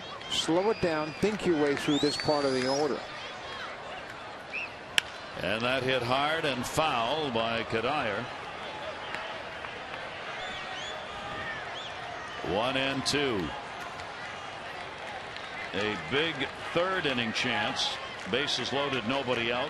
Bergeson was able to get out of that, getting up just 1 run on a sac fly, and got a couple of fly ball outs. Bullpen active. Now he's trying to do it again with the first 2 on here in the 6th inning. 10 hits for the Twins, all singles. Right back to the mound. There's one, Brian Roberts, and there's 2. Another big double play. Slow the game down. He's done it tonight. Did it in the 3rd inning with the bases loaded, nobody out. Gets Michael Kadire to hit the comebacker. No urgency whatsoever. Watch the reaction once he gloves it. Rights himself, makes a good throw to Brian Roberts, who makes an easy relay to first base for the double play. He's composed. He has a lot of poise. He knows what he wants to do. Strikes the bottom of the strike zone, gets you ground ball outs. Now a runner at third base, 2 down. Young goes after the breaking ball. A single, and he's hit into that double play. Well, Bergeson trying to protect the 2-run lead the Orioles have here in the top of the 6th inning, and 1 out away from doing it. Kubel at third base. Young loops it. Roberts back and can't get it. It'll be an RBI base hit, and it is a 1-run ball game as Delmon Young delivers the 2-out RBI. This ball's probably a little bit obviously beyond the reach of Brian Roberts, but it was a little bit higher than Bergeson wanted, and that's how come the Delmon Young was able to fight it off and flare it over the second baseman's head. So he gets his 13th run batted in. Now Nick Punto up with 2 down. Moore is in at third, and Young might try it again. He has been caught stealing once, but he did get a real big jump on Bergeson. Nick Punto still trying to get out of the offers. Now 0 for his last 15, hitting 195, and that is taken for a strike. So 4 runs, 5 hits for the Orioles, 3 runs and 11 hits, including there is an extra base hit, the Creedy double, in the mix of 11 that have been put up by the Twins. 0-1 count. Gets ahead of him, 2 strikes. Again, he gives up an RBI base hit, comes right back, throws 2 strikes, gets ahead of the number 9 hitter. These are all the different things that pitching coaches and managers identify. Rick Kranitz has to be very pleased, thinking, man, he just gave up that 2-out base hit. He's not pouting. He's not fighting himself. He just comes right back and throws 2 strikes to get ahead. See if he can get him out of here now and not go to the top of the order. Pitch is away. A 1-ball, 2-strike count.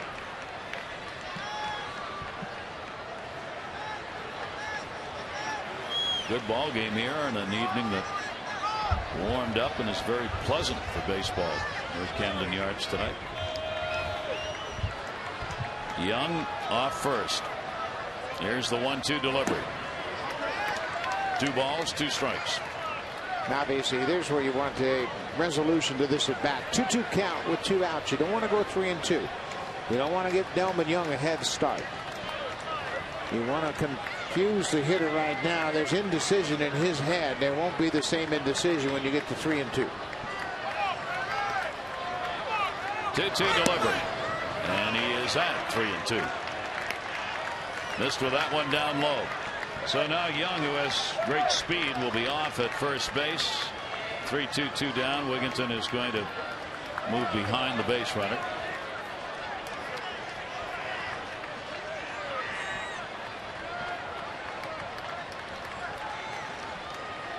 Three-two delivery in the air to right field.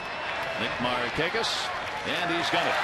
So a run in, 3 hits, no errors, and 1 left on. The Orioles lead cut. Still up, though, 4-3.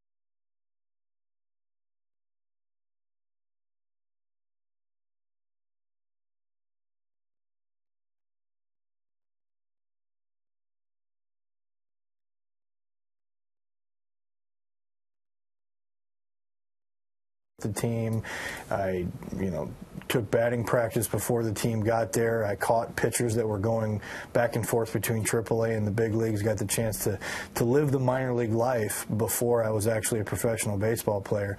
And it was one of those situations where when I came home from that summer, it seemed like the game was in slow motion to me. Our spotlight is on Gregg Zaun. Pat Dempsey, Gregg's uncle, is the man who took him for 2 years through minor league baseball when Gregg was only 14 years old. And joining us on the phone right now is Pat Dempsey. This is the uncle and the brother of our own Rick Dempsey. Pat, how you doing? I'm doing fine, Gary. Thanks for having me on the show. Hello, Buck. Pat, how you doing? And it's pretty interesting you would have a chance to have Gregg with you when he was just 14 years old. Talk about how that came about. Well, I think I was playing for the Toledo Mud Hens at the time, and I recall Charlie Manuel as being the manager. Gregg was such a big nut with baseball and everything. I had him come live with me during the summertime, and it took him about 2 days before the manager and everybody else could see this kid had talent. He was 13 years old at the time. And so they let him just slip right into that bullpen role and catching the pitchers, getting some extra work in. And next thing you know, he's in uniform, taking batting practice infield and throughout the whole games. But I was amazed. And so it was a fun way for me to keep an eye on him, help him. But yet he just had so much talent at the time. He earned his spot. He went on road trips. Everything for 2 years, so he had a heck of a good time, but it was a great education for him. Boy, I guess. Melvin Moore takes the pitch inside here, and the count will go to 3-2. Now, Pat, you were a catcher selected by the A's. You played 11 years of professional baseball, reaching AAA. Did you direct Gregg to the catching position, or did you try and dissuade him from that?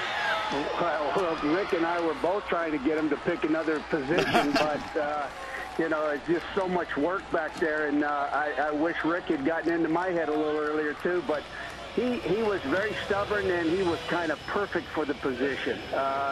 You know, he's very headstrong, and he wanted to be a catcher. I think he wanted to be just like Uncle Rick. Talk about how you have seen him grow and become more valuable into the role he's performing right now as kind of a mentor to the younger pitchers on this staff. Well, you know, for a long time back in like Rick's era, catchers were so valuable. If they can get back, receive the ball, control the ball game, they didn't really care if they hit over 200, 220 or whatever. But Gregg plays such a big part. Watching him control the game and take control of these pitchers, I think is priceless nowadays. Having a great pitching staff, but having a guy go back there and be able to control the ball game like he does. Even my brother Rick is very impressed and about the way he handles himself back behind the plate. And I think that's priceless nowadays.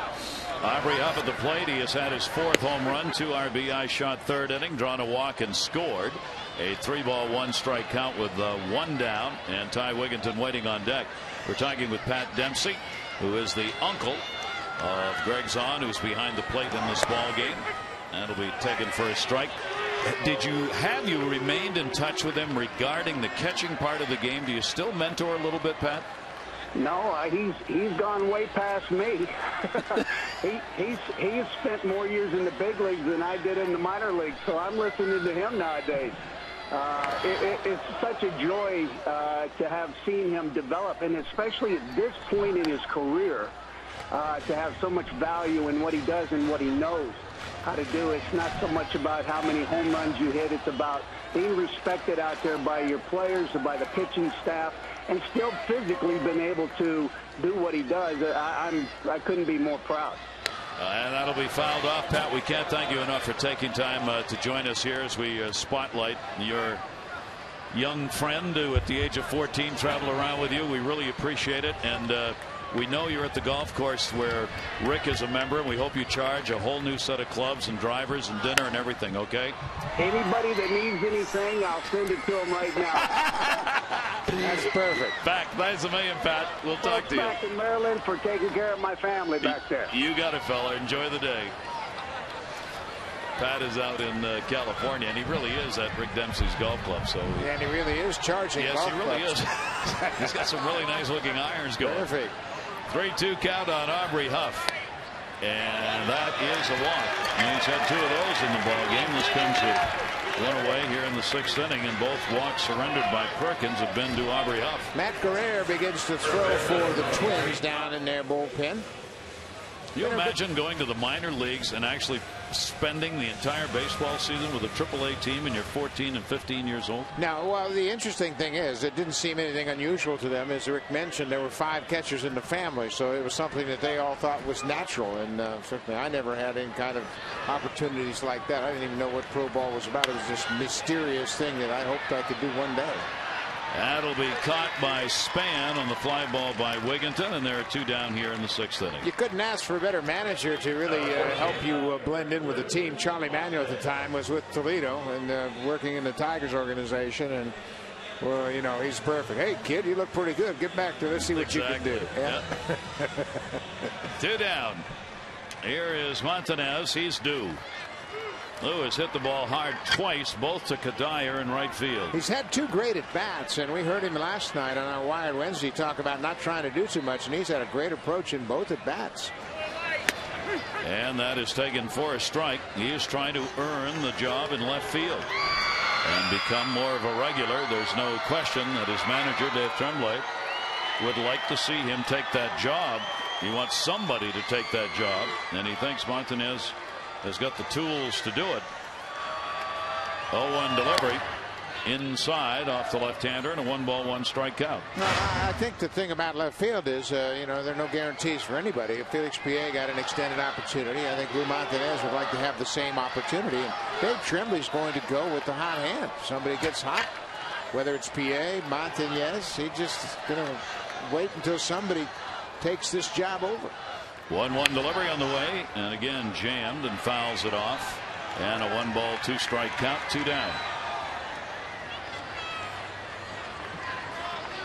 Montanez called up from AAA early on April 21. He'd gotten off to a good start there, 18 for 42. He was hitting .429 at AAA when the call came. Perkins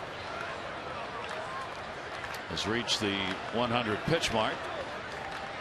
1 ball, 2 strike count. Very short lead at first for Aubrey Huff. Montanez loops it to second, and Tolbert is there to get it. No runs, no hits, no errors, and 1 left on base. So the Orioles maintain the 1-run lead, trying to take 2 in a row.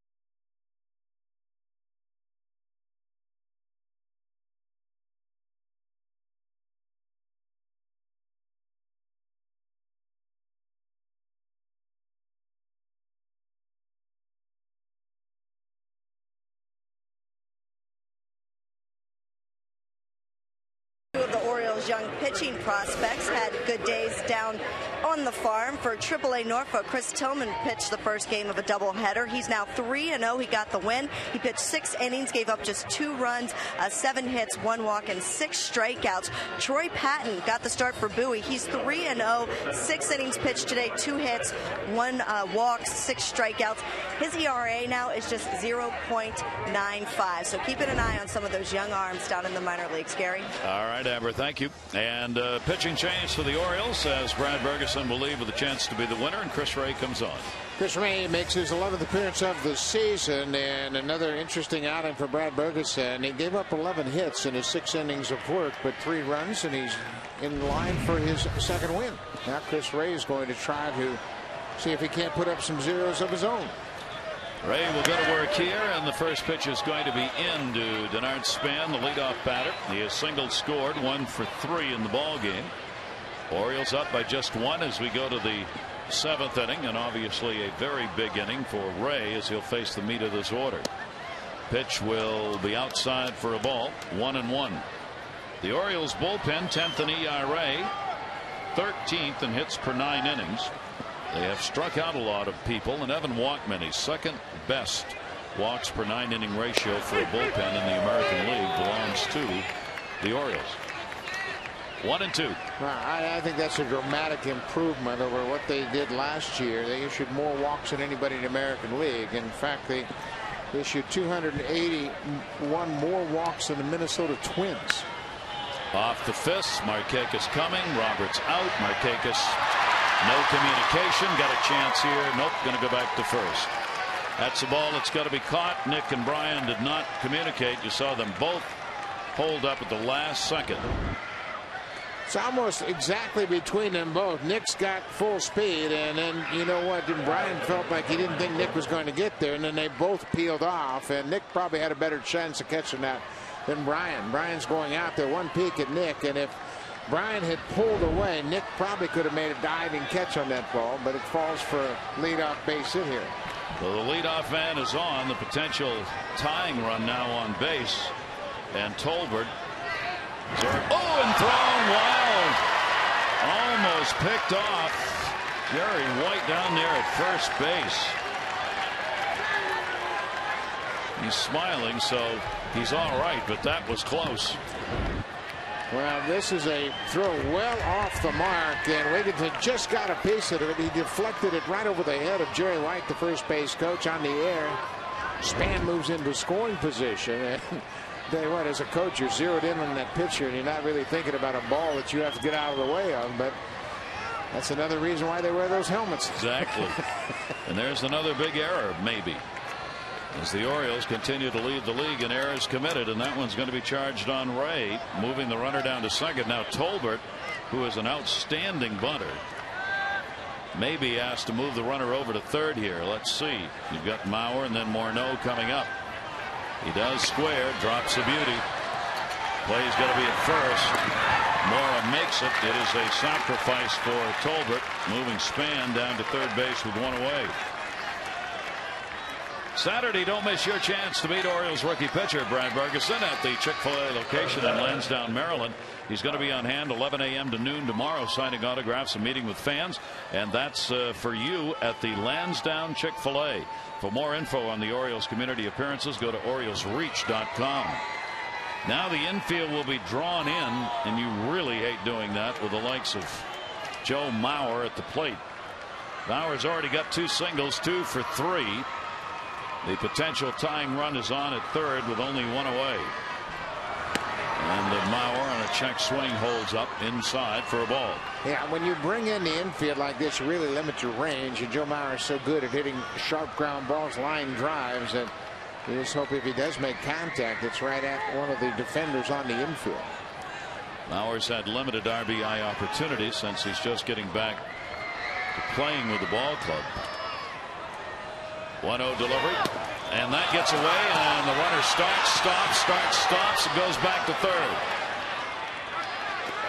Span was like, I'm fast, wait, Mauer's up, I'm really fast, wait, Mauer's up, and went back to third. Yeah, I think you're right. I don't know that he sees where the ball is. Right here, he can't pick it up. See, the umpire blocked his view. He couldn't see where the ball was. You have to wait. If you're not sure where the baseball is, you have to wait to make sure. He couldn't find it. The umpire had backed up and blocked his vision of the ball. So because he was in doubt, he had to hold his ground. And generally on those plays, Buck, if you don't break immediately, then you're probably best to stay where you are. And then Zaun slipped too as he was trying to get back and recover that ball that got away from him. And there were a lot of things that would have allowed Span to score, but the hesitation and the doubt, you got to make sure you hold your ground in that situation, especially with the number 3 hitter at the plate. Rick Kranitz goes out to have a word to try and settle down Chris Ray. Chris appeared on the first against Toronto. He gave up 2 runs on 3 hits in an inning and a third worked. He's allowed runs in his last 2 outings after he'd had 6 appearances without giving up a run. And that's going to be a tie ball game. Mauer delivers his 3rd hit, picks up the RBI, his 4th of the year, and a 4-4 ball game. Just like that, it doesn't waste any time for that lead to evaporate. Chris Ray comes in, gives up a little blue base hit, throws the ball away. And Joe Mauer with 3 hits in 4 trips and out over the plate. Tremendous coverage, great balance. Span jogs home with the tying run. Still only 1 away. And Morneau, a walk, a sac fly, RBI, and he is flied out to right on Markakis' fine play. So the Twins have battled back again. Walker getting ready in the bullpen. Jason Kubel, left-hander on deck, pitches outside for a ball. 13 hits for the Twins in this game. 4 runs because they've had the 1 double from Creedy. 12 singles and a double. 1-0 pitch way outside, and Ray struggling in this appearance here in this game. 2-0. Yeah, he sure is, and I think more than anything, he's had an inconsistent release point. He's got a lot of things going on in his delivery, and when you have that inconsistency, you're not going to be able to find the strike zone. 2-0 delivery, center field. Runner halfway. Jones puts it away. Morneau's retired. 2 down. I think Chris Ray missed the whole year, and he's just now getting his feet back on the ground. Take a look at his delivery here. He's got a lot of movement. That backside drops, the arm comes around. Kind of a high three-quarter delivery. Made a good pitch there to get Morneau to pop up to center, but I think more than anything, just been the fact that he hasn't found that consistent slot to get that arm into. And the pitching change is going to be made here. Dave Tremblay is on his way out now, trying to match up, and that has been the role for Jamie Walker this season, to take on the left-handers. Kubel's scheduled to come to the plate. We'll see whether or not Gardenhire lets him hit against the lefty.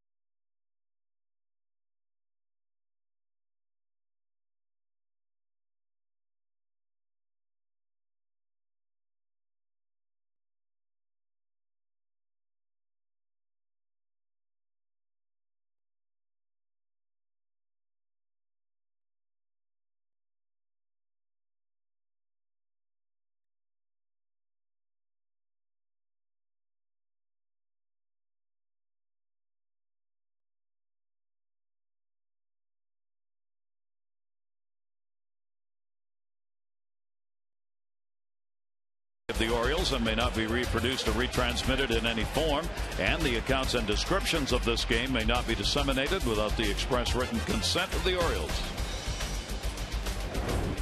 Jamie Walker to face the left-hander Kubel.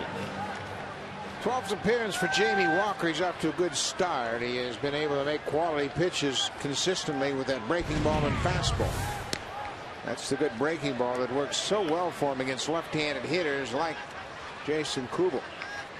Kubel has faced Jamie Walker twice and has gone down both times. 1-0 count, runner on at first base, tie game, and 2 down.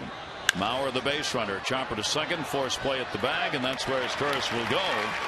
But a run in, and it is tied. 7th inning stretch time, brought to you by Jack Daniel's Tennessee Whiskey. Please drink responsibly.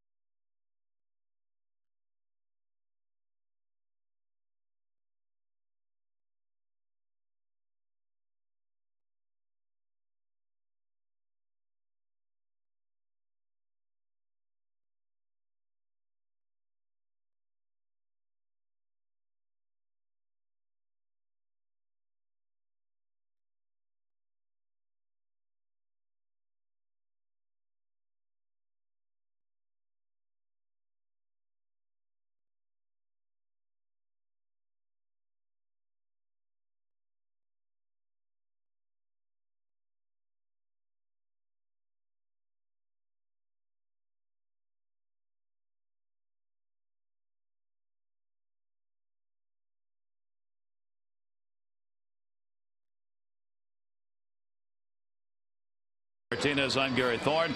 The one thing good about this for the Orioles is these ball games now are back to games that are within your control and not the games we saw for a span when things just got out of control late in a ball game. Yeah, and we talked about the importance of starting pitching, especially in this ballpark, the way the Orioles starters have pitched much better in this ballpark. And again tonight, Brad Bergeson did give up some hits. He gave up 11 hits and 6 runs, but he was in 6 innings. He was able to minimize the damage. He never really lost his composure.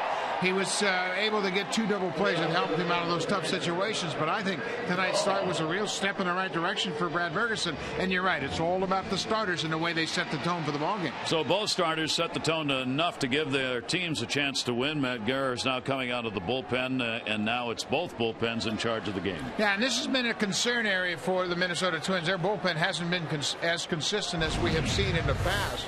But now it's up to Guerrero to try to put up a 0 here and get it back to the hitters. Foul ball by Zaun, bottom part of the order. Here's where the Orioles look to get some help, get somebody on, get it turned over to the RBI people. Yeah, and it's interesting that Gregg Zaun had an infield hit in his first at bat, got a second in the second at bat into center, but he was a guy that created that opportunity for Cesar Asturias early in the ball game.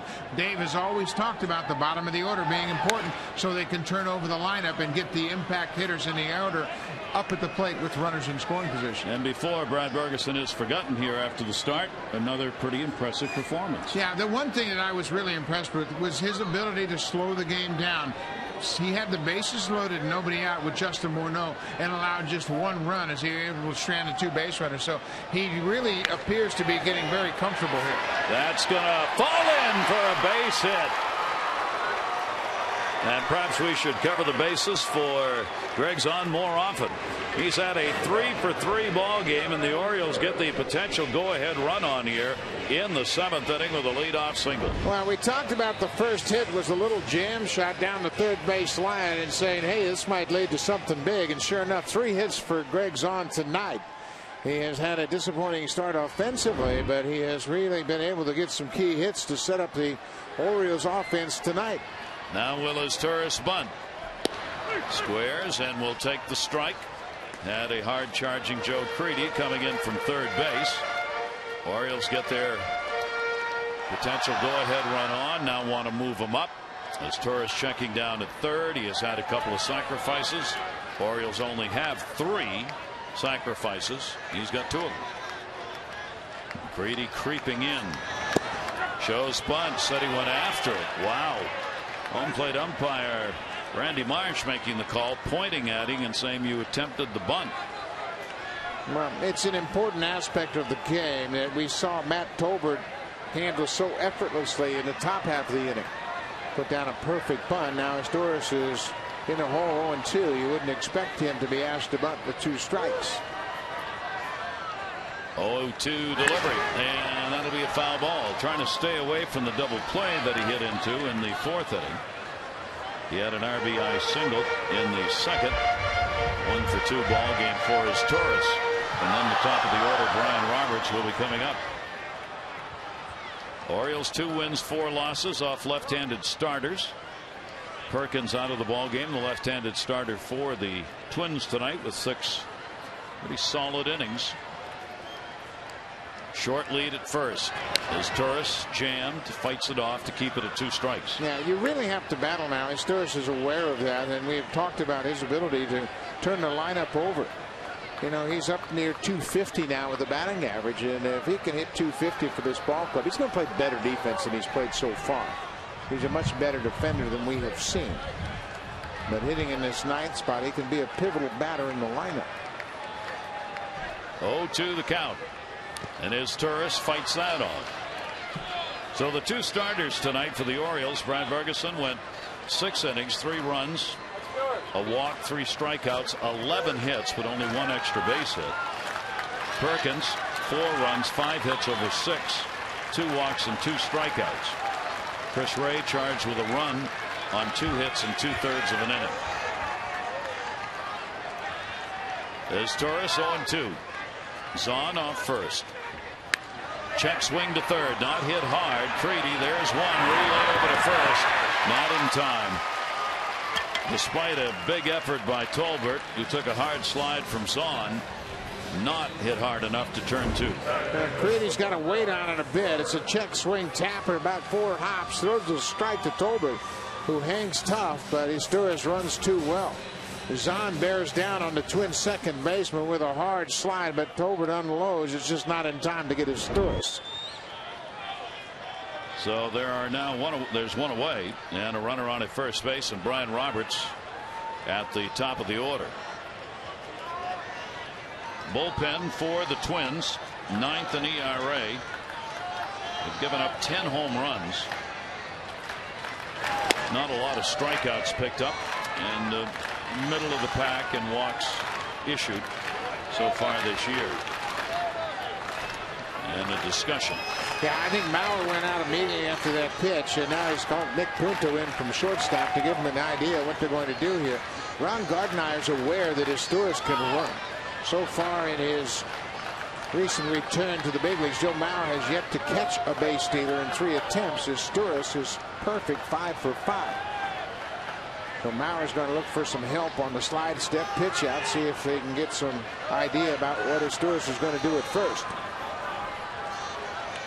The rear to the set, looking over, and makes the toss to keep Izturis close. There's about 4 different plays you can get from the bench. You can get the slide step, you get the throw over, as Guerrero just did right there. You'll obviously get a pitch out, and then you'll get a hold, where you just hold it and see if you can freeze the runner at first base, and then the batter obviously will eventually call timeout.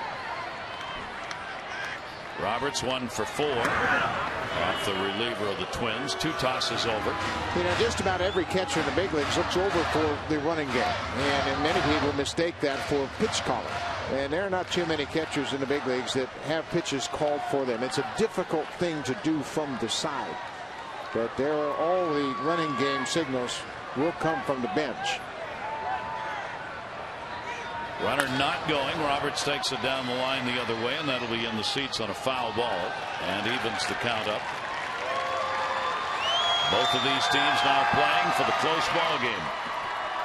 Minnesota's gone 4-0 in 1-run ball games. The Orioles 2-6. Guerrero still looking over there at first base.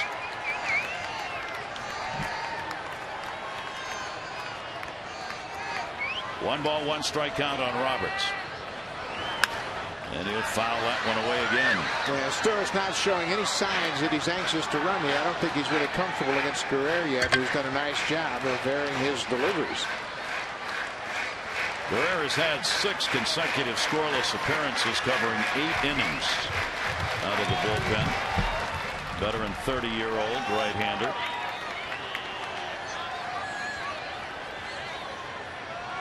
Last worked on the 4th, so he's had some rest in the bullpen. 1 ball, 2 strike count. Izturis back to the bag.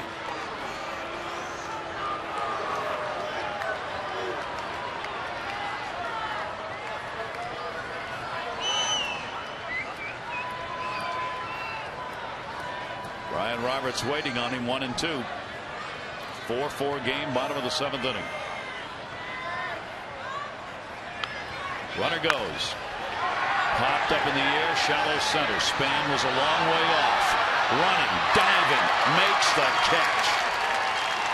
With a runner going, second base was being covered, and neither Punto nor Tolbert, the shortstop or second baseman, knew where the ball was. So Span had to come all the way in to get this.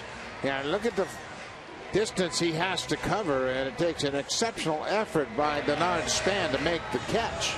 Izturis had broken towards second. The middle infielders are decoying, and look at him and look to the third base coach to find out where the ball is. Samuel had his arm in the air to indicate pop up. Izturis had to retreat. If that ball falls, they're going to get 1 out no matter what happens. Now Adam Jones up. Runner at first base, but there are 2 down.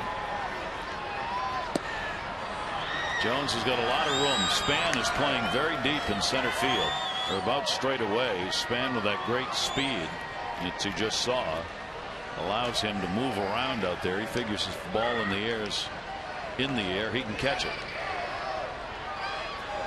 1-0 count.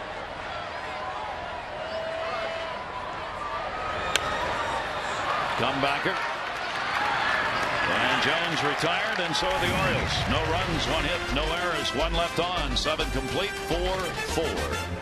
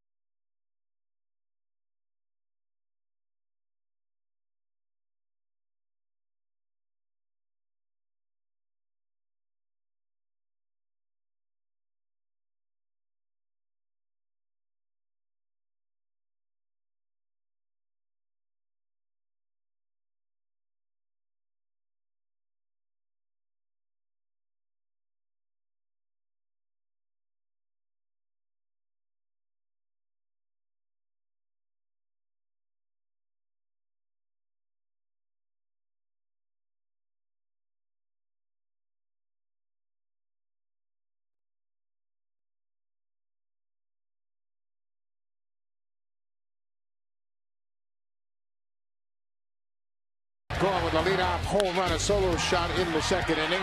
Justin Mano with the sac fly that came in the third inning. Aubrey Huff hit a 2-out, 2-run home run, his fourth. That was in the fourth inning, and Joe Mauer continues to absolutely wear out Orioles pitching. He ties it up in the seventh inning. Mora with the solo home run, his second of the season.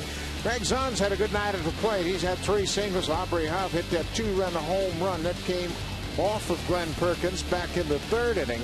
Twins have pounded out 13 hits, but it's just led to 4 runs. We stand tied 4-4 here at the top of the 8th inning. Jim Johnson will come out of the bullpen.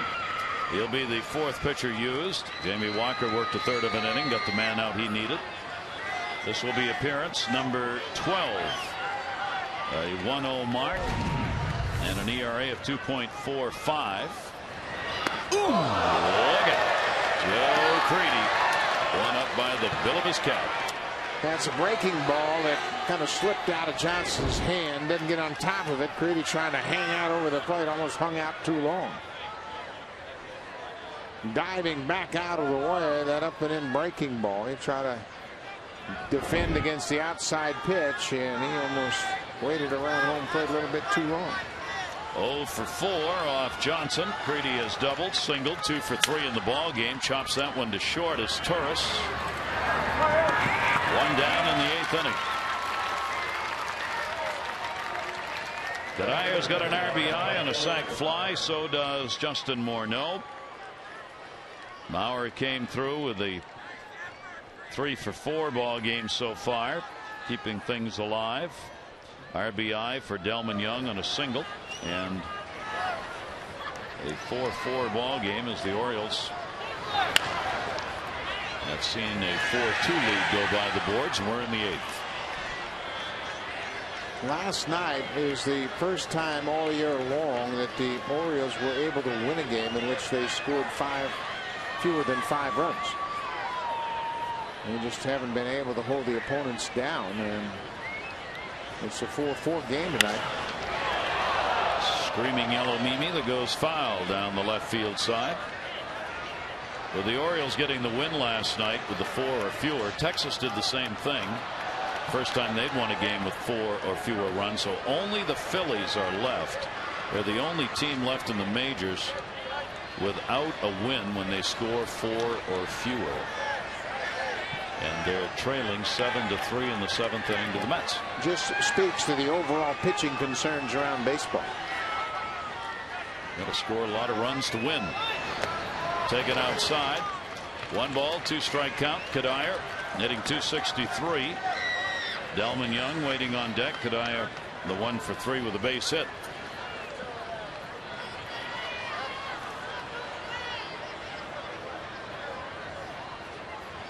One, 2.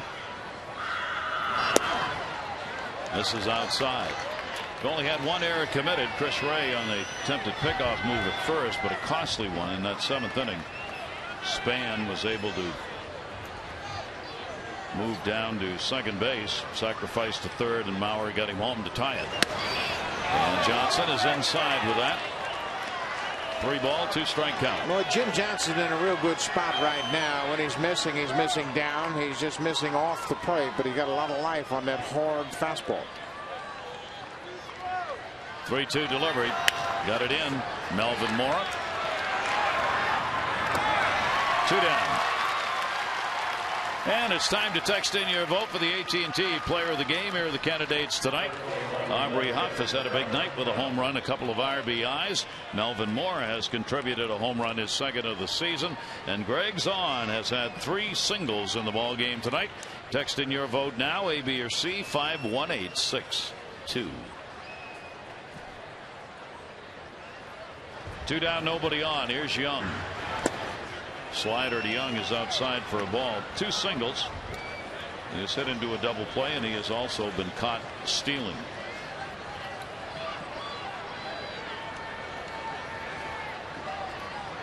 Johnson with a 1-0. Jim Johnson makes hitters uncomfortable. They move their feet a lot hitting against Johnson, that down and in sinker ball, and you just never really feel that you have an idea where he's going. Back outside, but missed with it, and falls behind on Young 3-0 with Nick Punto, the number 9 hitter, on deck.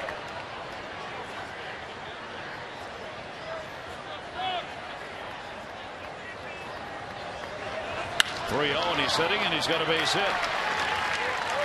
So Delman Young's got a 3-hit ball game, 3 for 4. Puts the potential go-ahead on here in the 8th inning with 2 down. And Nick Punto coming up. Pretty interesting he would let him hit 3-0, but I think it reflects the struggles of Nick Punto right now. So Delman Young gets lifted in favor of the pinch runner, Carlos Gomez, with world-class speed. But I think Gardner figured, you know what, Young's a good enough hitter to get a good pitch. He's not going to swing at a bad pitch. He's got 2 knocks already tonight, and we'll see if we can't get something going down in the bottom of the order. Carlos Gomez, who took the whack at the plate last night from Zaun trying to score when he was out, had a bit of a stiff neck today, according to his manager. He's on to pinch run. Nick Punto 0 for 3 in the ball game, 0 for his last 16.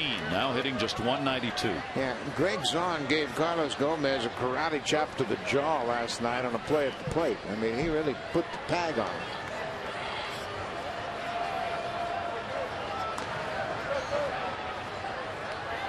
Very important runner over there here in the 8th inning. There are 2 down, so if he can get Punto, inning will be over. Do you take a chance and send somebody this late in a tie ball game? Yes. Yes, you probably do. Runner not going here, and the pitch will be taken for a strike. Now Johnson's tough to run on. There hasn't been a steal attempt against him this year. But if you're going to gamble and you bring in the pinch runner right here, Jerry White, who was a great runner himself, giving Gomez some instructions here. Gomez 2 for 5 in stolen bases. Zaun has thrown out 1 tonight, throwing out 6 of 26. Runner not going, pitches high and inside under the arms, and a 1-ball 1-strike count. Again, Johnson unloads in a hurry, and it's difficult to get a jump against him. Another factor that compounds the situation for the Twins is Punto is really struggling at the plate. You get Gomez thrown out, Punto leads off the 9th. Yep. 1-ball 1-strike count. Nick Punto has always had good numbers here. He's a career 301 at batting average here at Camden Yards. A lot of these Twins have great numbers here. Credit the Orioles pitching with holding that down tonight, even though they have 14 hits, 4 runs. 1-1 delivery, swung on and missed, and a 1-ball 2-strike count on Nick Punto. Looked like an off-speed pitch. He took something on. Actually, it was the 2-seamer, but Punto was guessing he was out in front of that fastball just because he's playing catch-up right now. 1 ball, 2 strike count.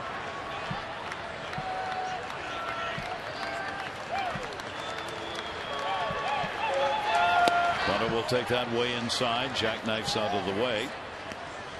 So a 2 ball, 2 strike count. Here's the one, as we've talked about before, where Johnson wants to get the settlement on this at bat right here. Yeah, because certainly with Gomez at first, you go to 3-2 count and Punto gets a base hit. He's got a chance to score from first. I don't care where it is in the ballpark, but you know, I just think that Punto's struggles at the plate reflect why Gomez hasn't taken off yet.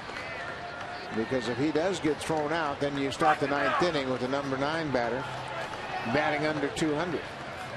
He's running now, though. 2-2.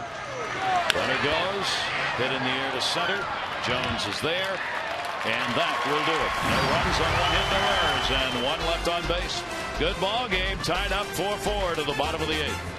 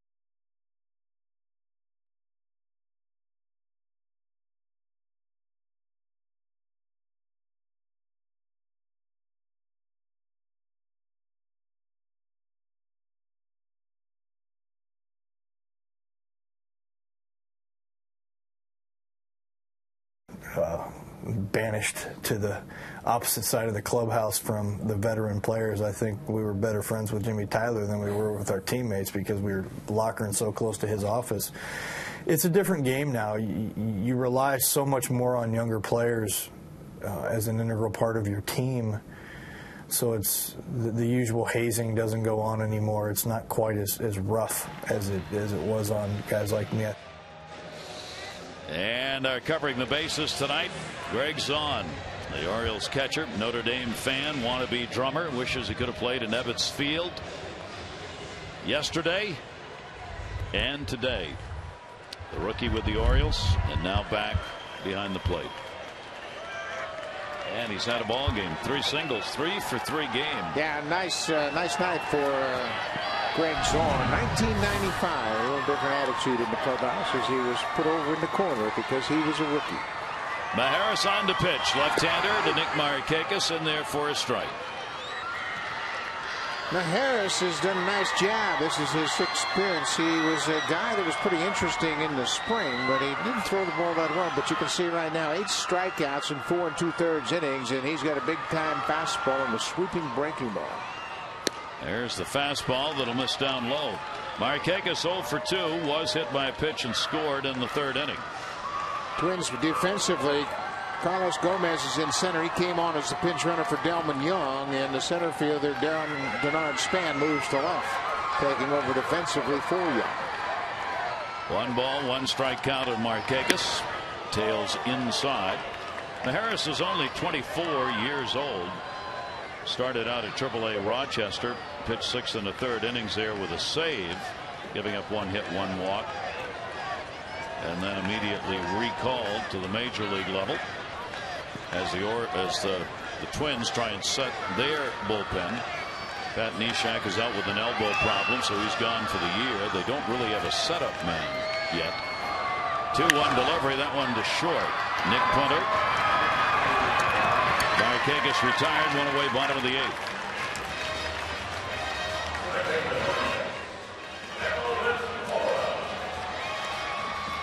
Melvin Mora coming up. If you're traveling, can't watch the Orioles on MASN, you can always catch the game on your computer at MLB.tv. MLB.tv, the ultimate baseball experience. Over 100 out-of-market games per week live on the computer. Or you can catch those you've missed on demand. They have a new 2009 Premium that features HD quality where available. So look into it. You can go to Orioles.com, check out MLB.tv. One down. Mora's home run came in the second, 1 for 3. 2 home runs on the season now. And the breaking ball to Melvin for ball 1. Tied up 4-4, 8th inning. Mora against the lefties, 333. Both of his home runs have come off left-handers. Melvin has struggled against the righties, hitting just .095. 1-0 pitch fouled away. Yankees will be in tomorrow night. You will be here.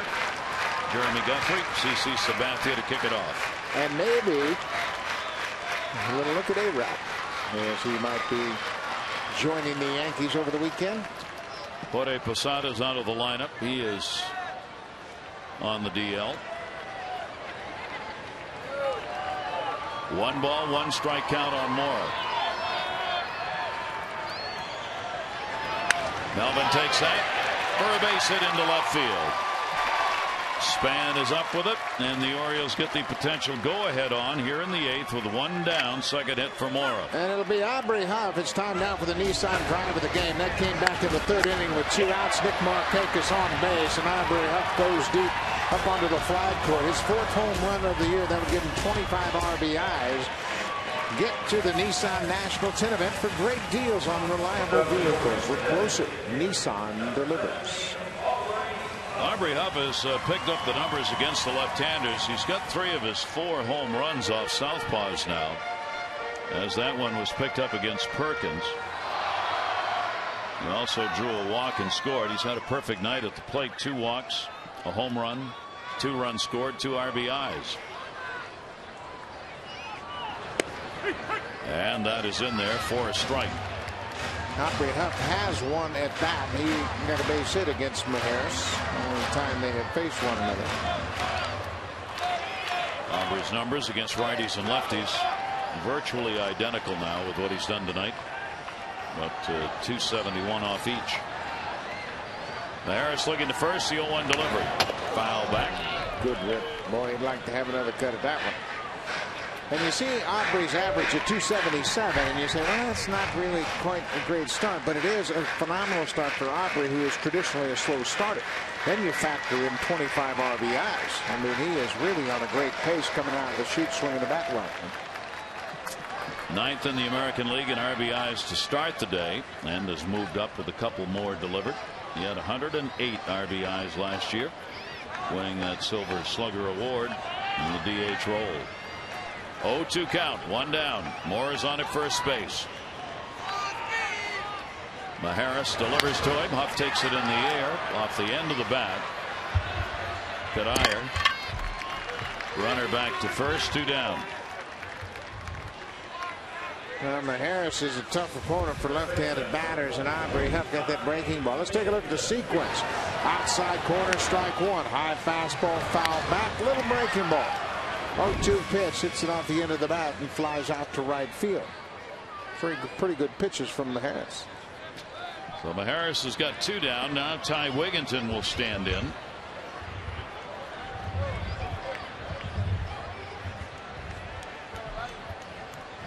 And makes the throw over to first base.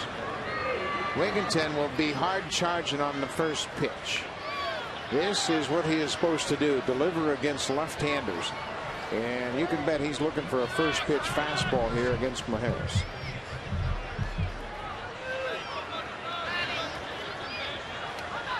Short lead at first.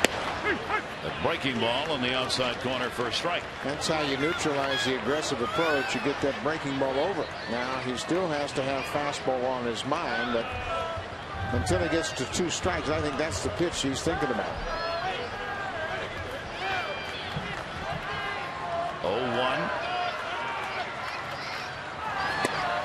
It's away, but it's in there for a strike. Wigginton looks down in disbelief, and he's behind on the count 0-2. Now you regroup. You become a defensive hitter, and you just try to keep the at-bat alive and see if you can't keep the inning going. Harris has faced 7 left-handed hitters so far, and they don't have a hit off him. He has surrendered 1 walk. 0-2 count, 2 down. Wigginton towards the middle. He's got a base hit. Melvin Morris should get third. Nope.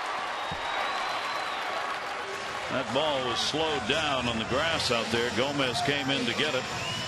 And now runners on at first and second base with 2 down. Well, Melvin can see the ball in front of him as Wigginton stays on and gets the fastball. He's able to drive it through the infield. The ball really slows down. It's a long, wet outfield now. It's damp, and Melvin saw that he could only advance to scoring position at second base.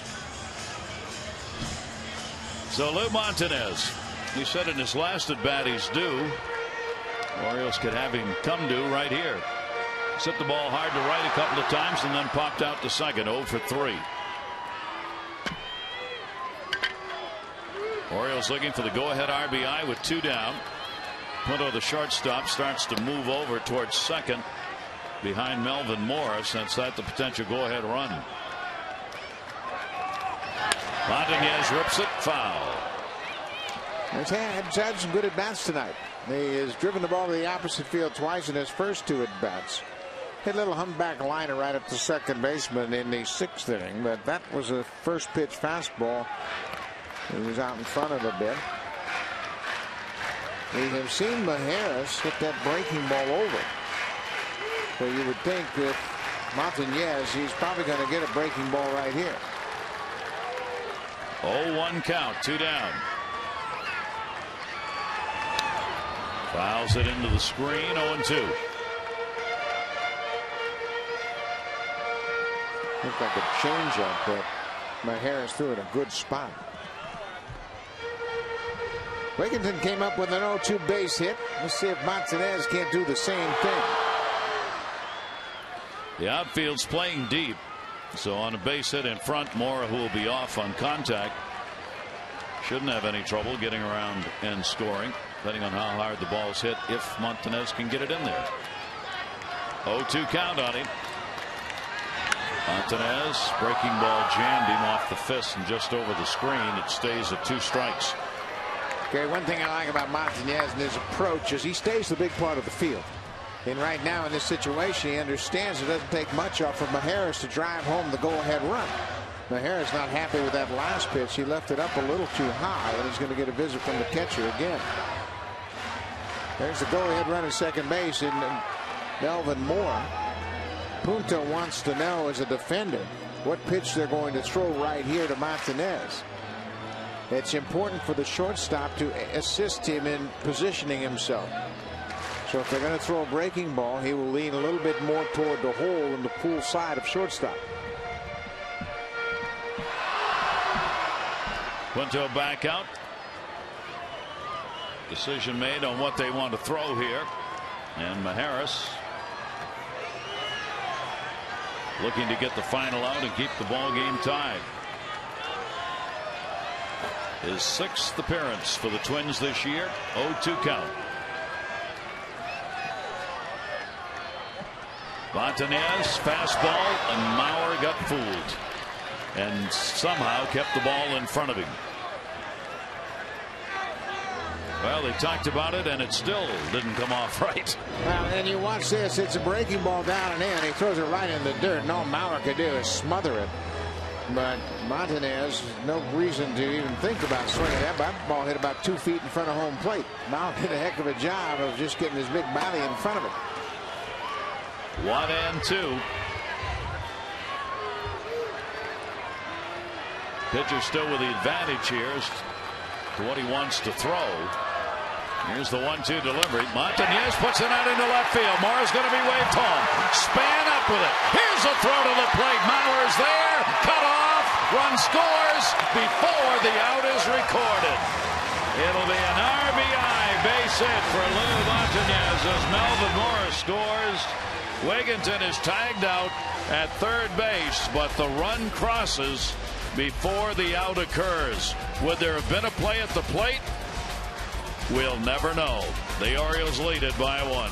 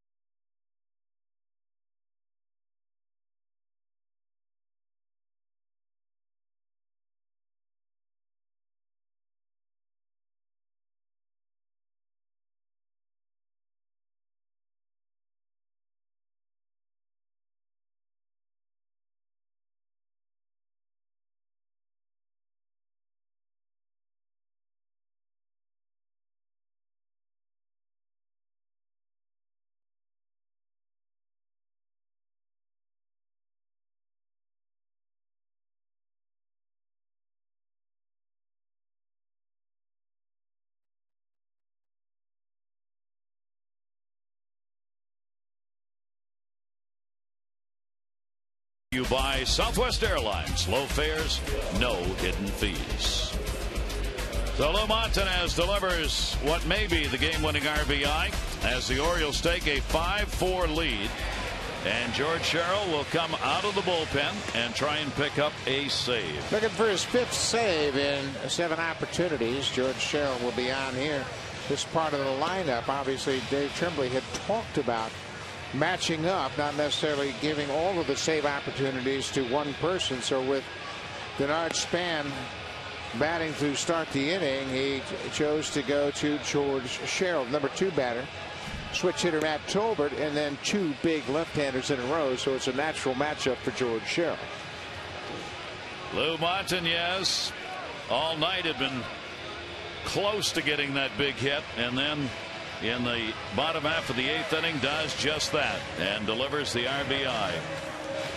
And the Orioles take the 5-4 lead. Now we'll see if Sherill can protect it. And leading it off, man, he wants to keep off base, because if Span gets on, you've got real problems, having to worry about both him running and the hitters coming up behind him. Span will take the pitch for a strike. He has 2 singles, 2 runs scored in the ball game. He has also grounded out twice. He's hitting at .305. Sherill gets ahead of him early. Span and Sherill facing each other for the first time. That is in there for a strike as well. Even before the game, this is what Dave Tremblay thought would happen. Tremblay said, looking at this lineup, just looking at it right now, if we get to a situation where there's a close opportunity, it sure looks like it would be Sherrill's kind of game. Yeah, it's a perfect matchup for him. The 2 impact hitters in this lineup are both left-handed. Here's the 0-2 delivery to Span. Late swing into the seats.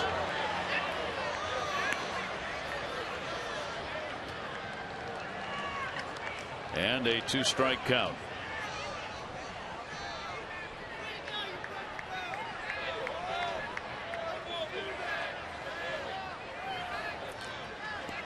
It's one of those tough ones. That ball caught a fan. Span knows it. He's looking over. The house goes quiet, and then you got to stand back in the batter's box and try and continue as a hitter.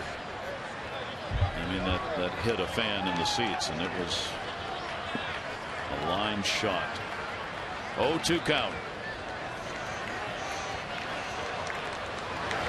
And fouled just off the glove, actually, that time of Zaun. He just got enough of that to bounce it away. Zaun unhappy that he couldn't hang on to that. Not much you can do about it. It was a breaking ball. Span just barely deflected it. It just went off the glove of the catcher. Been a good ball game. Orioles have pitched out of tough situations all night long. Here's the 0-2 delivery. Breaking ball. Sweeper just missed outside. Take a look at the last pitch on the Nissan and the Masson pitch count, and it was just off the plate. George gets on top of this breaking ball and gets that break down and away from the left-handed hitter that just missed. 1-2 to Span, the leadoff batter in the 9th inning. And fouled off again. That one a little harder. Boy, that's a last-minute swing, and he was able to just get a piece of it to keep the at-bat alive. And watch how late he is, and that ball cracked Zaun up on the shoulder. You reach out to catch the ball, you anticipate a swing and a miss, and then he deflects it right into your chest protector. Big time ouch right there. Count remains at a ball and 2 strikes. Span. He's late on all of these, and that's going to end up in the seats as well. That's the 2-strike approach. All you're trying to do is protect the strike zone. And he'd love to get on base. Obviously, he's always a threat to steal. And George Sherill has used the fastball inside, the breaking ball away, and so far Span's been able to spoil those good pitches. Span hitting over 400 against lefties, 11 for 27 coming into the ball game.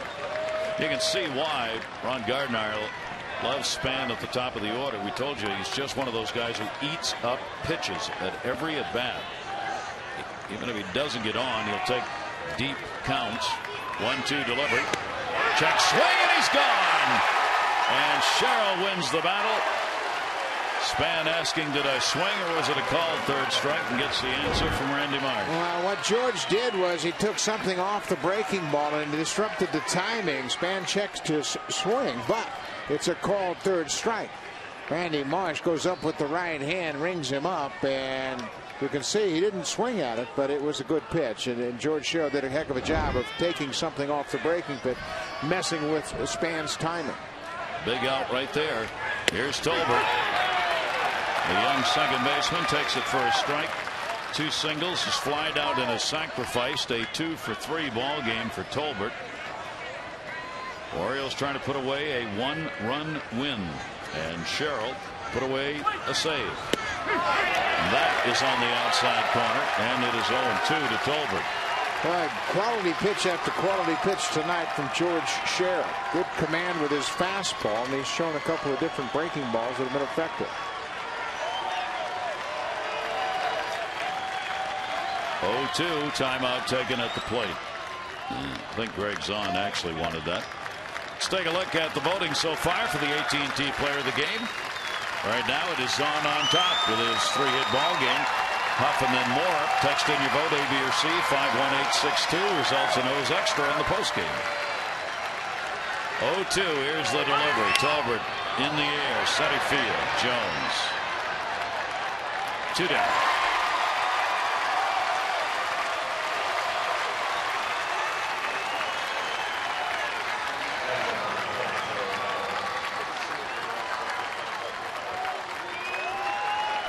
So Sherill with a chance to get it done. And believe me, he wants it. He's had the discussion with the manager and has said publicly, I want the chance to continue to be the closer. And the point's been made. If you want it, you got to earn it. Simple as that. Nothing wrong with that. Nope. 2 down. Tough way to have to get it. Here's Joe Mauer. 3 singles, and he is struck out. Breaking ball for a strike. 11,399 the announced attendance. They have seen a fine ball game and a beautiful evening for baseball.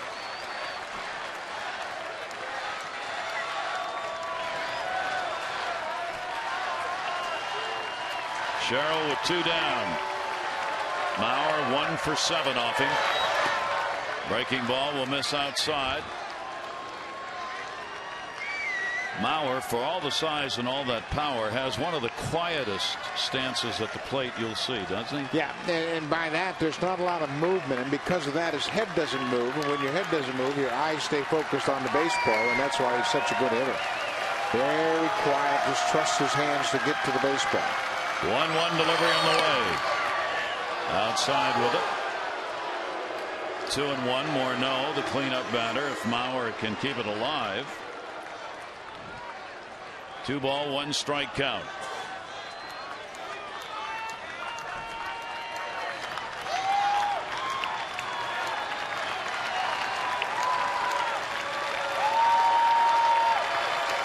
Two-one delivery. Big cut, 2-2. And it's a beautiful swing. It's one in which opponents admire it. And you know when opponents are admiring your swing, you got a good swing. 2-time batting champ George Sherill would love to punch him out here to end the game. Mauer a 3.08 lifetime average here at Camden Yards. Sherill wants the signs again.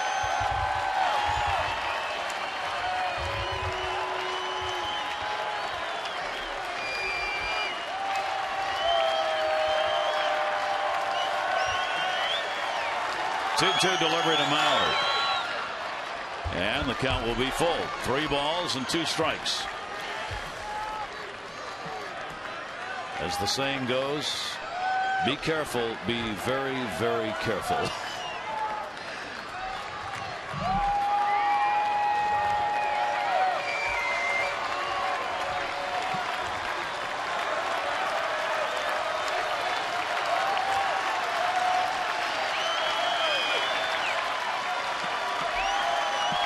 Two away, 3-2 delivery. Mauer had to wait on it.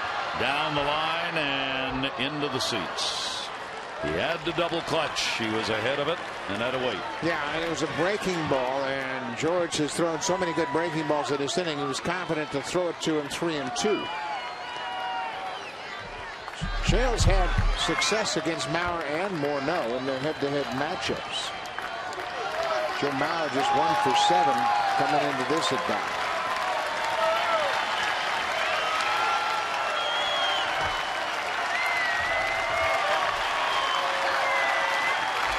3-2 delivery again, and walked him.